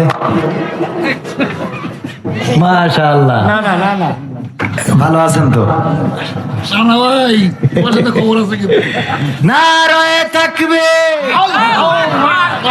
ভালো আছেন তো? অনেক অনেক শুক্রিয়া। মালয়েশিয়ায় গেছিলেন? হ্যাঁ আলহামদুলিল্লাহ, আমিও তো আপনাদের ওখানে ছিলাম মালয়েশিয়ায়। আপনারা খুশি কিনা? কোরআনের কাছে তারাই ছুটে আসবে যারা কোরআনকে ভালোবাসে, আর এখান থেকে বের হয়ে যাবে তারা যারা কোরআনের বিপক্ষের লোক। ঠিক না? ঠিক। আল্লাহ আমাদের সবাইকে কোরআনের জন্য কবুল করে নিন, বলেন আমিন। তাইলে যেই কথা বলছিলাম আমার মা বোনদের ব্যাপারে বলছিলাম, ধরে নেন আমার নানা ভাই এসেছে, উনি পিকনিকের আয়োজন করেছে। নানা বললো যে পিকনিকে যদি যেতে চাও 10 জনের আয়োজন করেছি, যেতে হবে। আমরা 10 জন, উনি তো সম্মানিত মানুষ, 10 জন যাইতে যাইতে 20 জন হয়ে গেছে। উনি খাবার নিয়েছিল 10 জনের, সাথে করে আবার কিছু মুড়ি নিয়েছে, যে লোক যদি বেশি হয় কিছু লোকের ভাত দেবো আর কিছু লোকের মুড়ি দেবো। বুদ্ধি ঠিক আছে না? নানা চিন্তা করলো 10 জনের দাওয়াত দিছি, হয়ে গেছে তো 20 জনের, তাহলে কিছু লোকের ভাত দেবো কিছু লোকের মুড়ি দেবো। আমার কাছে জিজ্ঞাসা করতেছে নানা ভাই তুমি কি খাবা, ভাত না মুড়ি? আমি বললাম ভাত খেয়েই তারপর মুড়ি খাবো। তার মানে কি দুইটাই খাবো, ভাত খেয়ে তারপর মুড়ি। আমার আল্লাহ বললেন ওয়াকারনা ফি বুয়ুতিকুন্না ওয়ালা তাবাররাজনা তাবাররুজাল জাহিলিয়াতিল উলা। ওগো নারীরা পর্দার মধ্যে থাকো, জাহিলি যুগের মেয়েদের মতো সাজুগুজু করে নিজেদেরকে প্রদর্শন করে বেড়ায়ও না। আর আমার মা বোনেরা বললো আগে সাজবো, তারপরে বুরকা পরবো, তারপরে গদখালি যাবো, তারপরে মুখ খুলবো, আবার ওখান থেকে ফেরার সময় বুরকা পরে বাড়ি আসবো। ঠিক না বেটে? মানে আল্লাহর দাও মানবে, শয়তানের দাও মানবে, ভাত খেয়ে। কথা কয় না? ঠিক বলছি না বেটে? আজকে এই অবস্থা আমার মা বোনদের দেখেন, বোরকা পরে, পর্দা করে, মেকআপ করে, আর বিভিন্ন বিউটি পার্লার হয়েছে। আমাদের সাবেক তিনি বললেন এই বিউটি পার্লার কে দিয়েছে? ঠিক না বেটে? বিউটি পার্লার একটা উন্নয়নের অংশ। এই বিউটি পার্লারে সাজুগুজু করে ছেলেরা না মেয়েরা? আল্লাহ বললো সাজুগুজু করা যাবে না, আর আমার মা বোনেরা বিউটি পার্লারে সাজুগুজু করে। ওই দেখে আমার যুবকেরা পাগল হয়ে যায়, বলে হেনার ছাড়া বাঁচবো না, আবেদার ছাড়া পারবো না, আবেদা ছাড়া, জবেদা ছাড়া, সবেদা ছাড়া অন্য কাউকে আর চিনি না। এই বিয়ে করলো বাইনা করে, বিয়ে করার পরে নোয়াপাড়ায় যে বিউটি পার্লার আছে, ওই বিউটি পার্লার মালিকের যে আইফোন 16 প্রো ম্যাক্স একটা উপহার দিয়েছে। বিউটি পার্লার মালিকের কি দিয়েছে? IPhone 16 pro max. চেনেন তো, প্রায় 2 লাখ টাকা দাম বা কম বেশি। ওইটা উপহার দিয়েছে, দেওয়ার পরে বিউটি পার্লার মালিক বলতেছে আমার আইফোন 16 প্রো ম্যাক্স কিসের জন্যে? কয় গতকালকে না আপনি আমার স্ত্রী সাবিনারে সাজিয়ে দিয়েছেন। কয় হ্যাঁ, সাবিনা নামের একটা মেয়ে এসেছে, আমি খুশি হয়ে আপনারা দিলাম। ও তো ওরে আল্লাহ কি খুশি যে একটা বউ সাজাই দিয়ে ওর রাজুর জন্য 3টে বিয়ে হয়, যারও যেন এরম পাওয়া যায়। তো এই লোকটা যখন দিয়েছে, দিয়ে চলে গেছে, মোড়ক খুলিয়ে দেখে এর মধ্যে কি এর আইফোন 16 প্রো ম্যাক্স, এর মধ্যে রয়েছে নোকিয়া 1100 গাডার মারা। কভারটা কি? IPhone 16 pro max. কভার ওই যে গাডার মারা নোকিয়ায় লেখা রয়েছে যে এখন কেমন লাগে। এখন কারণ ওর তো একটা আশা ছিল যে বক্স খুললেই একটা আইফোন পাবো, খুলে দেখে নোকিয়া 1100 গাডার মারা, বাটনে কাজ করে না, এই অবস্থা। এখন কেমন লাগে? ও বুঝতে পারলো ঘটনাটা কি ঘটেছে। গতকাল যে সাবিনা নামের মেয়েটা এসেছিল, এটা তো আলকাতরা বেগম, এইটারে সাজায়ে পরিমনির খালায় তো গুণ বানায় পাঠাই দিয়েছি। যখন বাসর রাতে ঘুমটা খুলেছে, দেখে আইফোন 16 প্রো ম্যাক্স। এক গোসলের পরে দেখে নোকিয়া 1100 গাডার মারা, বাটনে কাজ হয় না। কথা কি বোঝা গেছে? এখন গান গাই, আমি পারি না আর পারি না, আমি কেন মরি না, আজরাইল কি চিনে না আমার গো, আমি পারি না আর পারি না। হয়তো 2 দিন পরে মরবো, আগে মরলে কি ক্ষতি, ওরে এই দুনিয়ার রং তামাশা বুঝলাম না রে একরতি। ও আমার ঘরের রমণী, সে যে কাল নাগিনী, অভয়নগরের বিউটি পার্লার আমার বাজাইছে 12টায়, আমি পারি না আর পারি না। আছে না নাই গান? আমি বলি পুরুষরা গেয়েছে বলে বলে আমি পারি না আর পারি না, আমি কেন মরি না, আজরাইল কি চিনে নাই আমার গো। আর এই গানটা যদি আমার মা বোনেরা গাইতো, তাইলে মা বোনেরা বলতো আমি পারি না আর পারি না, আমার স্বামী কেন মরে না, আজরাইল কি চিনে নাই আমার স্বামী রে গো, আমি পারি না আর পারি না। কারণ ও মরি গেলে আমার একটু হাড়ে বাতাস লাগে, ঠিক না বেঠে? আছে না নাই? আছে মানে কি? আমার কাছে এক মহিলা ফোন দিয়েছে, হুজুর আপনি কি সেই হুজুর? আমি বললাম কোন হুজুর? ওই যে প্রশ্ন ধরে উত্তর দেন, পুরস্কার দেন। বললাম হ্যাঁ। তো বলছে হুজুর আমার একটা প্রশ্ন করার ইচ্ছা ছিল, তা আমি আপনার সাথে একটা কথা বলি। কি? বলছে হুজুর আমার স্বামী মরে গেছে। আমি বললাম আমি বিয়ে করতে পারবো না, আমার 1 বউ 2 ছেলে, আমার দিয়ে হবে না, এইটাই জ্বালায় আছি। সে জ্বালার কথা মিডিয়ায় খাওয়া যাবে না, তাহলে বাড়ি বাবা জাতি দেবে না। তো এখন যাই হোক, আমার এই কথার জন্য ধরবে, কবে কবে জ্বালাইছি তো, মানে শান্তি তো বোঝেনি। একজন ওয়াজে শুনেছে যে যদি কেউ জুম্মার দিন মসজিদে আগে যাইতে পারে, তাইলে তার একটা কবুল হজের সোয়াব হবে। কি হবে? তো ও দৌড়ে চলে গেছে মসজিদে, যেই দেখে এক মুরব্বী বসা, তো চিন্তা করলো যাক আজকে মায়ের খাইছি, অসুবিধা নেই। পরের দিন আবার গেছে, যে গরিব মানুষ আমাদের তো আর হজ করা হবে না, মক্কায় যাওয়া। পরের জুম্মায় যেই দেখে ওমা আর সেই মুরব্বী বসা। তৃতীয় জুম্মায় যেই দেখে তাও সেই মুরব্বী বসা। ওর মেজাজ খারাপ, এই মুরব্বী এই তোমার কি কোনো কাজ কাম নেই নাকি? কয় কেন? কয় আজ 3 সপ্তাহ ধরে হাঁটতেছি একটু মসজিদে, জুম্মার নামাজ আগে এসে কবুল হজের সোয়াবটা নেবো, গরিব মানুষ ভ্যান চালাই খায়, আমার তো হজ করা সম্ভব না। কয় বউ কটা? কয় একটা। আর একটা কি বিয়ে করতে পারবা? কয় কেন? কয় আর একটা বিয়ে করলে তুমি কবুল হজের সোয়াব সহজে নিতে পারবা। বাজে তার দরকার হলে করবো। তো ও যাইতে মোটামুটি পটায় পটায় একটা বিয়ে করেছে বুড়ো বয়সে। বিয়ে করার পরে ওই মুরব্বী এইবার 4র্থ সপ্তাহে যেই দেখে এই নতুন মুরব্বী বসা, জিজ্ঞেস করতেছে বাবা তাহলে কি বিয়ে করে ফেলিসাও নাকি? কয় হ্যাঁ।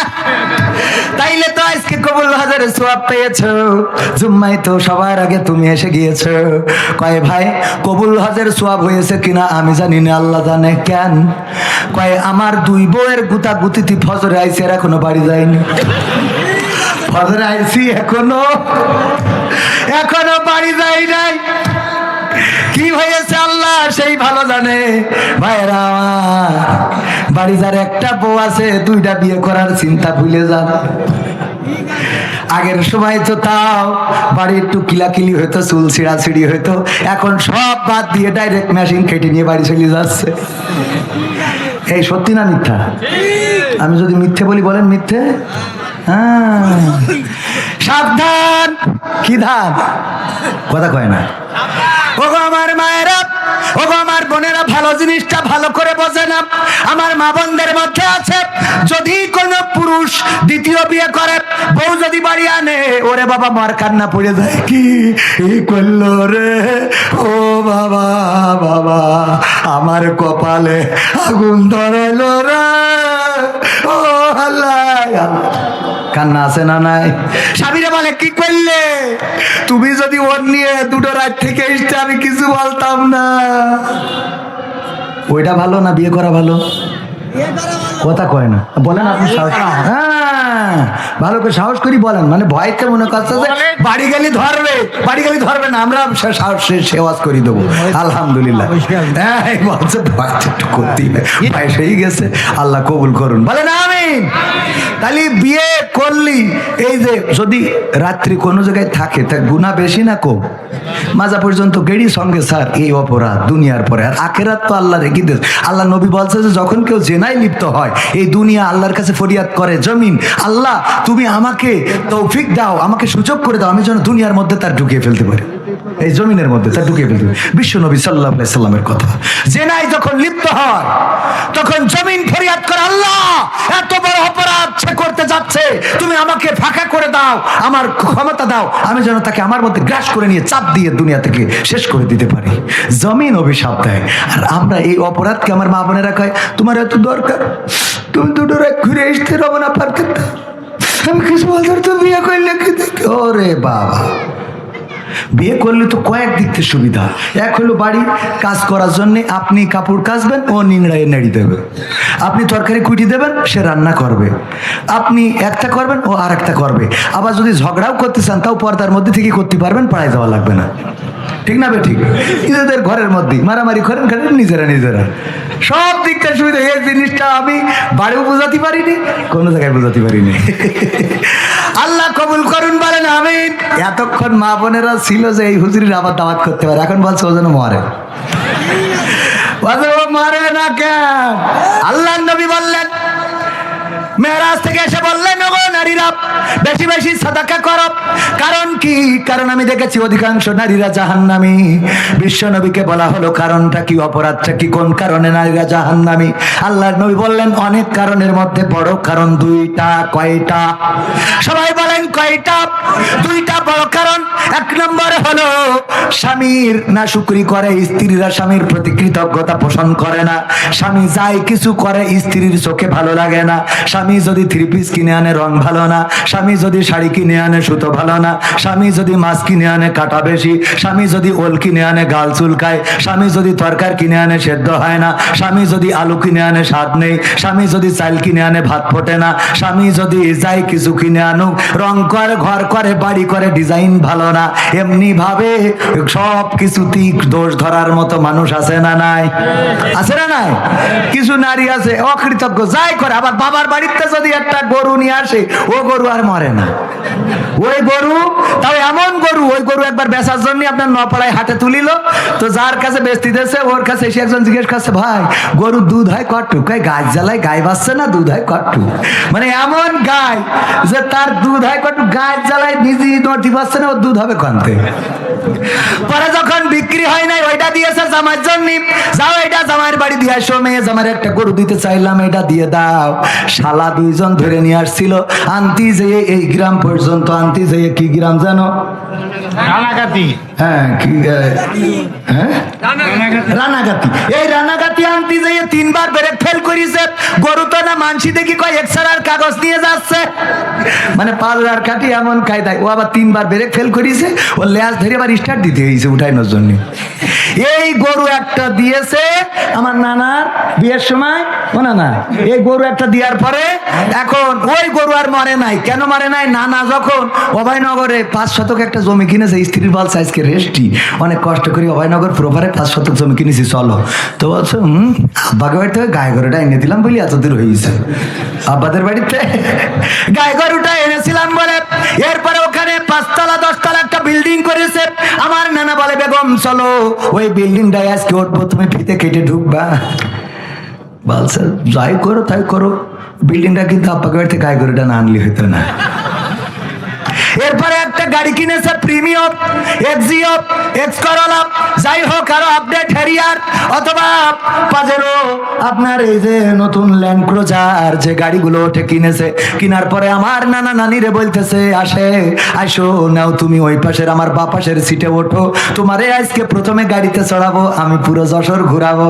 তারপরে যে অন্য কথা, গাড়িতে উঠে দরজা খুলে কয়, আব্বাকে বাড়িতে গায়ে গরুটা এনে দিলাম বুঝলে। মানে এমন অবস্থা। আমি বলি যদি জান্নাতেও যায়, জান্নাতে যাওয়ার সময় জান্নাতের সিঁড়িতে যদি দেখা হয়, দেখা হলে গুঁতো দিয়ে বলবে, আব্বাকে বাড়িতে গায়ে গরুটা আনিলাম বুঝলে জান্নাতে। আছে না নাই? ওই গাই গরু জীবনে মরেনি। বাবার বাড়িতে যেটা এনেছে ওইটা সবচেয়ে ভালো, ওই গরুর সবচেয়ে বেশি দুধ হয়। যেই মুরগিটা এনেছে ও যদি 3টে ডিমও পারে, ওর ডিম অনেক বড় বড়, মানে আপনার দেখবেন সব ভালো। আর শ্বশুর বাড়ি যা কিছু আছে, একটা জিনিস, নারকেল গাছ আছে তা ডাব হয় না, মুরগি আছে বাচ্চা দেয় না, গরু আছে বাছুর হয় না, মানে যত রকম অভিযোগ খেয়াল করে দেখবেন। আমার মা বোনেরা কি যে অবস্থা, অকৃতজ্ঞ, এরকম আছে না নাই? আল্লাহ নবী বললেন স্বামীদের প্রতি অকৃতজ্ঞ থাকে।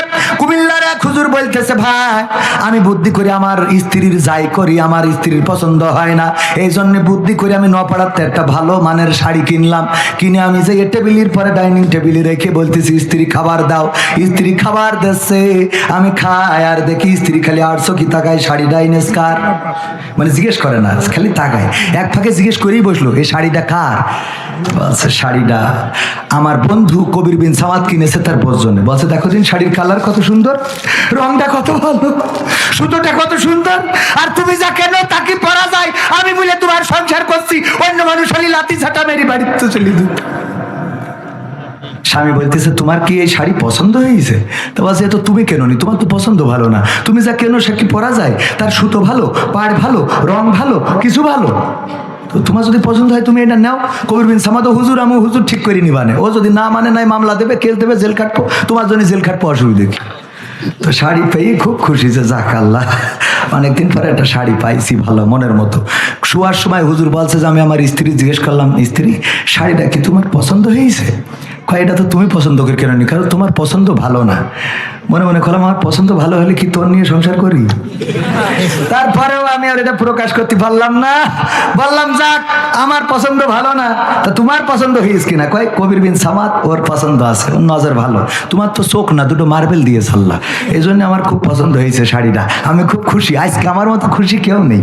বলছে দেখো স্ত্রী, মারা গেলে তো বলা হবে না, দুনিয়া কখন ছেড়ে চলে যেতে হবে, আল্লাহ ডাক দিলে চলে যাবো পারে। আজকের এই রাত ঘুম ভাঙলে ফজর, না ভাঙলে খবর, জানাজা হয়ে যেতে পারে। মনের কথাটা বলি, তোমারে খুব ভালোবেসে আমি নিজেই চয়েস করে একটু দাম বেশি দিয়ে এই শাড়িটা তোমার জন্য কিনেছি। কয় তুমি কিনেছো সত্যি? কয় আমি কিনেছি। কয় তাহলে এর রং থাকবে না, তাহলে এর ওর কি কিয়ামত পর্যন্ত খুশি করা সম্ভব? আছে না নাই? স্বামীর প্রতি কৃতজ্ঞতা পোষণ করে না। ওগো আমার মা বোনেরা, স্বামী কষ্ট করে সারাদিন, মাথার ঘাম পায়ে ফেলেন, রিক্সার প্যাডেলে পা রাখে, দিন রাত পরিশ্রম করে আপনার সুখের জন্য, সন্তানের সুখের জন্য। এই স্বামী যেটা করে দেবে সেটাই সন্তুষ্ট থাকতে হবে। স্বামীর কোনো কিছু পছন্দ যদি নাও হয়, তাও স্বামীকে প্রেরণা দেবেন যে না অনেক ভালো লেগেছে, তুমি যেটা কিনেছো কষ্ট করে, রংটা ভালো হয়েছে, আমার কোনো আপত্তি নাই। আবার আমার স্বামীদেরও মাথায় রাখতে হবে, স্ত্রীদের প্রশংসা করতে হবে। রান্না যদি একটু খারাপ হয়, লবণ যদি একটু বেশি হয়ে যায়, কি রান্না, এই রান্নার সময় কি ফোন চালাচ্ছি লিখে, এই রান্না করিস কি রেখে নাই? ওরে বাবা লাট সাহেব, একটা রান্না করিস কি রেখে, কে আস্তে করি বলা যায় না? এই রান্না করেছে আজকে একটু লবণটা বেশি হয়ে গেছে, রান্নার কিন্তু খুব স্বাদ ছিল, লবণটা আর একটু বাড়িয়ে দিলে এমন মনে হইতো যে মনে হয়তো বেগুন নাই হরিণীর গোশত খাচ্ছে। একটু পান দিলে অসুবিধা আছে কোনো? কথা কয় না। আল্লাহ রাসূল বলেছেন স্ত্রীদের সামনের পরে প্রশংসা করো, আমার কথা না, বিশ্ব নবী সাল্লাল্লাহু আলাইহি সাল্লাম বলেছেন স্ত্রীদের কি সামনের পরে প্রশংসা করো। তার চেহারা দাঁত উঁচু, তাও অসুবিধা কি? আপনি বলবেন তোমার দাঁত উঁচু বলেই ভালো লাগে, কথা কয় না। এটা কইলে কি কোনো অসুবিধা আছে? যেহেতু আপনি দাঁত উঁচুটা পাইছেন, আল্লাহ বানাইছে, আপনি সেটাই প্রশংসা করেন। আপনার চেহারাও কি মানে শাহরুখ খান এই নাকি? কথা কয় না। হ্যাঁ আল্লাহ বানাইতেছেন, সুতরাং প্রশংসা। আমার চাচা বুঝেছে, চাচা এগুলো একটু চাচির বলবেন মাঝে মাঝে যে তোমার ভালো লাগে, সুন্দর করে একটু বাপু তোমার ভালো লাগে আলহামদুলিল্লাহ বলার দরকার আছে না নাই? এগুলো বলবেন। স্ত্রীদের প্রশংসা, ওরা দেখবেন যে আরে স্ত্রীদের প্রশংসা করেন না বলি যখন ওই যে বন্ধু কয় হ্যাঁ ভাবি আপনি অনেক সুন্দরী, হ্যাঁ ঠিক আছে একদিন আসবেন শরবত খেয়ে যাবেন, শরবত একটা বানাই দেয়, ওই শরবতের মধ্যে এত লবণ দিয়েছে যে খাওয়ার কায়দা নেই, কোনো রকম গালে দিয়ে মুখ পুড়িয়ে যাচ্ছে, তারপরে বলে ভাবি অ্যাক্সিলেন্ট। আরে বাবা অ্যাক্সিলেন্ট, ওই যে ভাবির অ্যাক্সিলেন্ট কইছে লবণ হয়ে যাওয়া জিনিস। এরপরে দেখে আমার স্বামী তো সারাদিন খালি এই লবণ বেশি হয়েছে এইটা বানাইছে তোর বাবা শরবত আমি সেই। তো এই জন্য ও চিন্তা করে এর থেকে মকসেদ ভালো, কথা কয় না, কারণ মকসেদ ওই যে লবণ আলা শরবত খেয়ে বলিছে ভাবি এক্সিলেন্ট, কথা কয় না। এই জন্য আপনি লবণ বেশি দিলেও খাবেন, অনেক টেস্ট লেগেছে, বলা যাবে না যাবে না? হ্যাঁ নিজেদের একটু, আবার স্ত্রীরাও আমার পুরুষরা সাজুগুজু, আমার মা বোনদেরকেও বলবো আপনারা পুরুষদের জন্য একটু সাজুগুজু করবেন। ওই যে বিয়ের দিন একটু সাজিলেন, সেই পরিমাণই হয়ে আসিলেন, তারপরে আর ওই গোবরের মাশাল দিয়া ছাড়া তার কোনো কাজ নেই। হাতের দুর্গন্ধে বাঁচা যায় না, ওই হাত পুড়িয়ে দেয় পান্তা ভাতের মধ্যে, ঠিক না বেঠে? তো এই জন্য নিজেদের পরিচ্ছন্নতার দরকার আছে না নাই? ফেয়ার অ্যান্ড লাভলি মাইকেও যদি পরিষ্কার না হয় খাওয়া শুরু করবেন প্রয়োজনে, তাও অন্তত নিজের চেহারার পরিচর্যা করেন, দরকার আছে না নাই? সুন্দর করে লিপস্টিক দেবেন, আবার এমনি এই যে তার কাটার বেড়া দেবেন সুন্দর করে, এই ঠোঁটের উপর দিয়ে লিপস্টিক মেরে দেখেন না এমনি, আবার কালো করে একটা তার কাটার বেড়া দেয়, আছে না নাই? এগুলো কিসের জন্য দিতে হবে? স্বামীদের জন্য। সুন্দর করে সাজবেন, টিপ দিয়ে দেওয়ার দরকার হলে দেবেন, স্বামী যদি চাই দেবেন। তারপরে মোটামুটি কেনে লাল টাল করি একেবারে ছোটখাটো জামা কাপড় পাওয়া যায়, এগুলো পরবেন। ও যদি এইগুলো বাড়ি দেখে তো পরিমণির ওখানে যাবে কেন? আমার এটা বুঝান দিন, কথা কয় না, যাবে? তো আপনি এইগুলো না করি একেবারে ঢেকে ঢেকে স্বামীর কাছে ঢেকতে হবে, কথা কয় না। এইগুলো আবার আপনারাও এই জাতীয় স্ত্রীদের বলবেন যে তুমি আজকে এইভাবে সাজো, আজকে মা বোনেরা আজ তো টাইম পাবেন না, আগামী দিন সাজবেন। ও ঘরে ঢুকেই দরজা খুলে যেন মনে করে বউ না শালি বসে রয়েছে, মনে থাকবে ইনশাআল্লাহ। স্ত্রীদের জন্য আরো অনেক কথা বলার ইচ্ছা ছিল, এই কথাগুলো বলি না বলেই আজকে সমাজে পরকীয়া বাড়ছে, ঠিক না বেঠে? কারণ ও যখন ও সাজে কবে জানেন? আমি যেদিন আমার বর বলি আজকে আমার এক বন্ধুর বাসায় যাব তোমার দাওয়াত, ও বাবা ওই দিন সাজদি আমি মোটরসাইকেলে স্টার্ট দিয়ে বসে থাকি, উনার আসার খবর নেই। কি হয়েছে? কয় টিপটা একটু বেঁকাই গেছিল তাই সোজা করতে গেলাম। মানে ওর টিপ দিতে হবে, লিপস্টিক দিতে হবে, নখ পালিশ, আলতা, শাইলা বাইলা সব দিয়ে বন্ধুর সামনে যাইয়ে দাঁড়ায়, আর আমার জন্য কোনোদিন সাজবে না। দোস্ত দেখি কয় কবির বিন আমাদের মালটা তো ভালো, কথা কয় না, ঠিক না বেঠে? তো সাজে কার জন্য? বন্ধুর জন্য। সাজার কথা কার জন্য? মনে থাকবে এটা? আজকে আপনাদের যাদের বউ এসে অন্তত এটা শিখাই দিলাম, এখন থেকে আর পরিমণির পিছনে দৌড়ানো লাগবে না। আল্লাহ দিলি নিজের ঘরে পরিমণি, বলেন সুবহানাল্লাহ।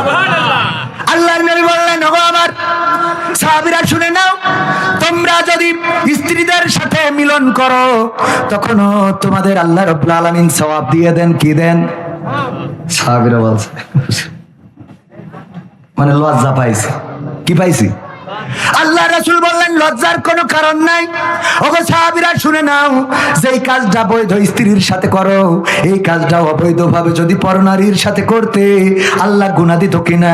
সাহাবীরা বললেন আল্লাহর কসম, আপনি আমাদের যে দিন শিখাইছেন সেখানে এটা আছে যে যদি আমরা বৈধ হক হালাল স্ত্রীর বাইরে এই কাজ করি তাইলে সেটার জন্য আল্লাহ শুধু গুনাহ দিবেন না, বরং তার শাস্তি হলো বিবাহিত পুরুষ অথবা নারী যদি হয় মাজা পর্যন্ত গেড়ে দিয়ে সঙ্গে সার করে দেওয়া হবে। আল্লাহ নবী বললেন ওগো সাহাবীরা শুনে নাও, সেই কাজটা তোমরা পরনারীর সাথে করলে, অন্যায় জায়গায় করলে গুনাহ লিখে দেওয়া হতো, সেই কাজটা তোমরা বৈধ জায়গায় করলে আল্লাহ রাব্বুল আলামিন তোমাদের জন্য সওয়াব দিয়ে দেন। বলেন সুবহানাল্লাহ। আল্লাহ সওয়াব দিয়ে দেন। শুধু তাই নয়, আল্লাহর নবী স্ত্রীদের সাথে দৌড়িয়েছেন, প্রতিযোগিতা করেছেন। আম্মা আয়েশা রাদিয়াল্লাহু তাআলা আনহাকে বললেন চলো দৌড়াই, ওই যে দূরের টিলাটা দেখা যায়, দৌড় দেবো কে আগে ফার্স্ট হয় দেখবো।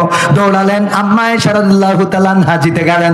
বললেন আল্লাহর নবী আমি চ্যাম্পিয়ন হয়ে গিয়েছি। আল্লাহর নবী বললেন অসুবিধা নাই, আজকে তুমি ফার্স্ট। এরপরে আবার একদিন ডাকলেন চলো আজকে চাঁদনি রাত, কেউ তো নাই, আমরা যাই ওই টিলাটার কাছে আবার দৌড় প্রতিযোগিতা করব। দৌড় দিলেন, এবার বিশ্ব নবী ফার্স্ট হয়ে গেলেন। আম্মা আয়েশা রাদিয়াল্লাহু তাআলা আনহা মাথা নিচু করে দাঁড়িয়ে আছেন, আজকে মেরে দিছি। আল্লাহর নবী বললেন ও আয়েশা, মন খারাপ করার কিছু নাই, লজ্জা পাওয়ারও কিছু নাই।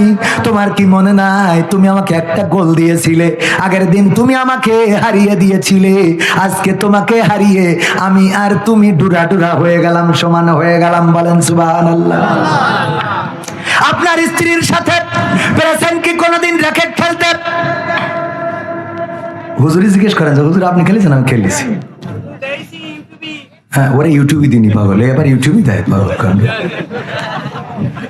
কথা কি মনে থাকবে? স্ত্রীর সাথে লুডু খেলা যাবে না? ও ভাবির সাথে লুডু খেলে, ভাবি আসেন টেনে, শালি আসলে ওই দিন লুডু খেলে, বোর সাথে না। কথা কয় না। আবার আমার মা বোনেরাও স্বামীদের নিয়ে বসা মানে এখন সাত দোকানে যাওয়া যাবে, সাত দোকানে কি আইসো লুডু খেলবো। এই যে সাপ সাপ সাপ নাকি সাপ নাকি খেল, সাপ বাসু কি এটা রে, সাপ লুডু, হ্যাঁ এইটা খেলবো। এই খেলার দরকার আছে না নাই? এগুলো আসলে শুন না, ওর টিভি থেকে ফেরত রাখেন, এগুলো থেকে ফেরত রাখেন। আর ওদের সাথে খেলবে কি? এটা একটা বিড়ি খেয়ে মুখিস যা করে রেখেছে। আমাদের এক স্যার ছিল আকিজের, ওনার এক চাচা ছিল সমবয়সী। তো ওই চাচার বিয়ে দেওয়ার পরে স্ত্রী ঠোঁটে কিস করতে দেয় না। তো এটা নিয়ে ভাতিজার কাছে অভিযোগ করল। এটা খারাপ না তো, স্ত্রী তো অতি খারাপ না। তো বললো যে ভাতিজা তোর সাথে বলি দুঃখের কথা, তো শাশি কোনোদিন ঠোঁটে কিস করতে দিলে না। তা ওই ভাতিজা করিস কি শাশির ডেকে বলছে, চাচা তো আমার সমবয়সী, এই জন্য এই কথাটা বলতেছি যে চাচার নাকি আপনি ঠোঁটে কিস করতে দেন না। তা বলছে লজ্জা ভেঙে যায় তো তোমার চাচা বলিছে, আমিও বলছি শোনো, তোমার চাচা বিড়ি খেয়ে মুখের যে অবস্থা করে রাখে, ওর পাশায় কিস করা যাবে তাও ঠোঁটে না।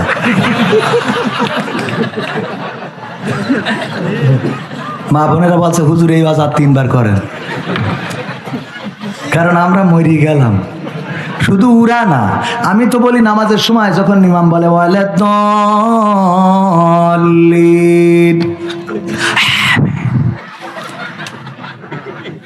এত দুর্গন্ধ যে ফেরেশতারা খাতা থেকে চলে যায় যে আগে নামাজ পড়ি না তারপরে এসে লিখবো।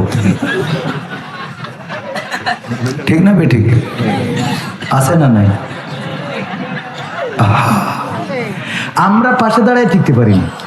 আমরা পাশে দাঁড়ায় খেয়াল করে দেখবেন ভাইজা, না না না না সত্যি কি না? হ্যাঁ খুব বেকার, এত মানে ও দুই পাশে ফেরেশতা কয় খাতা থাকলো আমি চললাম, পরে এসে দেখা হবে। ঠিক না বেঠে? ওগো আমার ভাইজানেরা, এই জন্য বিড়ি আর খাবো না। কারা কারা হাত উঁচু করেন? এতগুলো বিড়ি করে কেনে? হ্যাঁ খান না মানে খান না তাই হাত উঁচু করেছেন, না খান আগামীতে খাবেন না তাই হাত উঁচু করেন? কোনটা? ও খান না তারপরেও হাত উঁচু করেছেন? ও খান না যখন বলবেন যে আমি তো খাই না তা হাত উঁচু করবো কি? ঠিক আছে না? হ্যাঁ হ্যাঁ, একটু মাঝে মাঝে মায়ের কাছে ধরা খেয়ে যায়, আছে না? নাই এক হুজুর যাই প্রতি যাবো না, ভাই বোনে কিছু বলবো। হ্যাঁ গজল গাবো, গজল গাওয়ার দরকার আছে না নাই? শোনাবো গজল তো ওবায়দুল কাদেরের গানটা শুনে থাকবে। ক্ষমতায় কেউ স্থায়ী হয় না, হোক না সে হাসিনা কি বারে না, সে আর চিরকাল থাকে না। ক্ষমতায় কেউ স্থায়ী হয় না, মুজিবুর বেশি দিন থাকেনি, জিয়াউর কেউ তো রাখেনি। এরশাদ চলে গেছে পৃথিবী ছেড়ে, এরশাদ চলে গেছে পৃথিবী ছেড়ে, কেউ আজ তার কথা কয় না। ক্ষমতায় কেউ স্থায়ী হয় না, হাসিনা ক্ষমতা ধরে রাখতে আয়না ঘর বানিয়েছিল, জনগণের রোশানলে দাদার দেশে পালিয়ে গেল। হাসিনা ক্ষমতা ধরে রাখতে আয়না ঘর বানিয়েছিল, জনগণের রোশানলে দাদার দেশে পালিয়ে গেল। ডিবি হারুনের পাশে আর, ডিবি হারুনের পাশে আর পরিমণিদের দেখা যায় না। ঠিক না বেঠে? এখন আর ওদের পাশে নায়ক নেই। নায়িকা পাওয়া যায় না, এখন আর তাদেরকে দেখা যায় না। তারা যাদের হাতে হাত কড়া লাগাতো এই মানুষগুলো এখন মুক্ত আছে, আর যেই মানুষগুলো হাত কড়া লাগাতো অন্যায় ভাবে সেই মানুষগুলোর হাতে হাত কড়া। বলেন ঠিক না বেঠি? ঠিক না বেঠে? এই জন্য ক্ষমতার বড়াই, ক্ষমতার লড়াই, চেহারার সৌন্দর্য, রূপের বড়াই এইগুলো করা যাবে? আজকে যে মুরব্বীরা এখানে আছেন, আমার চাচা যান এই জায়গায় আছেন, চাচা আরো অনেক দাড়ি পাকা মুরব্বী আছে যারা আমাদের মতো, তাদের যৌবন ছিল, আমাদের মতো দাড়িটা কালো ছিল, আমাদের মতো চুলটা কালো ছিল, আমাদের মতো চোখের মণিটা কালো ছিল, আমাদের মতো ইয়াং ছিল, যুবক ছিল, শক্তি ছিল। বয়সের পরিক্রমায় আপনি চাইলেও এই বার্ধক্যে পরিণত হতে হবে যদি বেঁচে থাকেন। ওগো আমার ভাইরা, দেখেন অনেকেই মুরব্বী হয়েছে, দাড়ি পাকা মুরব্বী। আমি আজকে আসার সময় আমার সহকারীরা আছে, আমার আলামিন আছে, আমার রকি আছে, রকি হোসেন, আমার দুইজন সহকারীকে বলছিলাম আল্লাহর কাছে চাই আল্লাহ যেন আমাকে হুট করে কোনো একদিন তুলে নেয়। আজকে বলছিলাম ওরা সাক্ষী, আমি বলেছি আল্লাহর কাছে এটা চাই, আল্লাহ যেন আমাদের হুট করে তুলে নেয়। জানি না কোন ভাবে মারা যাব, কোন অবস্থায় মারা যাব জানি না, জানি না কোনোদিন লঞ্চ ডুবি হয়ে ওই পানিতে চুবানি খেয়ে মারা যেতে হবে কিনা, জানি না কোনোদিন কোনো বাস অ্যাক্সিডেন্টে রক্তাক্ত হয়ে মারা যেতে হবে কিনা, জানি না কোনোদিন কোনো বিমান ক্রাশ খেয়ে সেখানে পুড়ে ছারখার হয়ে মারা যেতে হবে কিনা, জানি না কোনোদিন হার্ট স্ট্রোকে মারা যেতে হবে কিনা, জানি না কোনোদিন বার্ধক্যে উপনীত হয়ে এমন বার্ধক্যে উপনীত হয়ে যাব যে নিজের পায়খানা নিজের গায়ে মাখে, এমন আছে না নাই? কথা কয় না, আছে না নাই? নিজের পায়খানা নিজের গায়ে মাখে এই ওই বার্ধক্যে আমার ক্যামেরা পার্সন, আমার এডিটর, আমার সহকারী রকি হোসেন সাক্ষী। আজকেই বলেছিলাম আল্লাহর কাছে চাই যেন এমন মৃত্যু দেয় যে হঠাৎ করে মারা যাব, মানুষেরা শুনে বলবে কবির বিন সামাদ নাই। এটা বিশ্বাস করতেও কষ্ট হয়, কারণ বৃদ্ধ হয়ে আজরাইলের অপেক্ষায় থাকা এটা বেশি কষ্টের। বৃদ্ধ হয়ে কি অপেক্ষা, আজরাইল কখন আসবে আমাদের নিয়ে যাবে, এই অপেক্ষা করা ছাড়া রাস্তা আছে? হুট করে যদি মরে যায়, আল্লাহ রাসূলও বলতেন যে আমাকে অধিক বার্ধক্য দিও না। বিশ্ব নবীও এই দোয়া করতেন, অধিক বার্ধক্য দিও না। ওগো আমার ভাইরা, কোন অবস্থায় কে মারা যাব জানি না, সুতরাং কবরের প্রস্তুতি নেওয়ার দরকার আছে না নাই? যারা কবরের প্রস্তুতি নিয়েছে তারা উত্তম, আর যারা কবরের প্রস্তুতি নিতে পারে নাই এই দুনিয়ার জমিনে তারা বিপদে পড়েছে না পড়ে নাই? এমপিরা সব কোথায় গেল, মন্ত্রীরা সব কোথায় গেল, কোথায় কাদের কাকা? তাদের সারা দেশটা এখন লাগে ফাঁকা ফাঁকা। ঠিক না ঠিক? পালাবো না, প্রয়োজন হলে ফখরুলের বাসায় গিয়ে উঠবো, ঠাকুরগাঁওয়ে বাসা আছে না? মনে আছে আপনাদের? বলবো শুনবেন। এখনো তো যুবকদের গান গাইলাম না, তুমি যার লাগে এমবি ভরো তার তো বাটন ফোন। ওরে কেমন করে বুঝবে রে সে, কেমন করে বুঝবে গো সে ডিজিটাল তোর বোন। তুমি যার লাগে এমবি ভরো তার তো বাটন ফোন। মেসেজ দিলে সিন করে না, দেয় না তো রিপ্লাই, ভিডিও কলে বলবা কথা ক্যামেরা তার নাই রে, ক্যামেরা তার নাই। মেসেজ দিলে সিন করে না, দেয় না তো রিপ্লাই, ভিডিও কলে বলবা কথা ক্যামেরা তার নাই রে, ক্যামেরা তার নাই। ওরা ডিজিটাল এই যুগ জামানাই, ডিজিটাল এই যুগ জামানাই, অ্যানালগ তার মন। তুমি যার লাগিয়া এমবি ভরো তার তো বাটন ফোন। প্রেম প্রীতি ভালোবাসা বিয়ের আগে নয়, মনের মধ্যে রাখো যুবক আল্লাহ তাআলার ভয় রে, পরকালের ভয়। ঠিক না বেঠে? প্রেম প্রীতি ভালোবাসা বিয়ের আগে নয়, মনের মধ্যে রাখো তুমি আল্লাহ তাআলার ভয় রে, পরকালের ভয়। ওরে তবেই তুমি মুক্তি পাবা, তবেই তুমি মুক্তি পাবা দোজখের আগুন। তুমি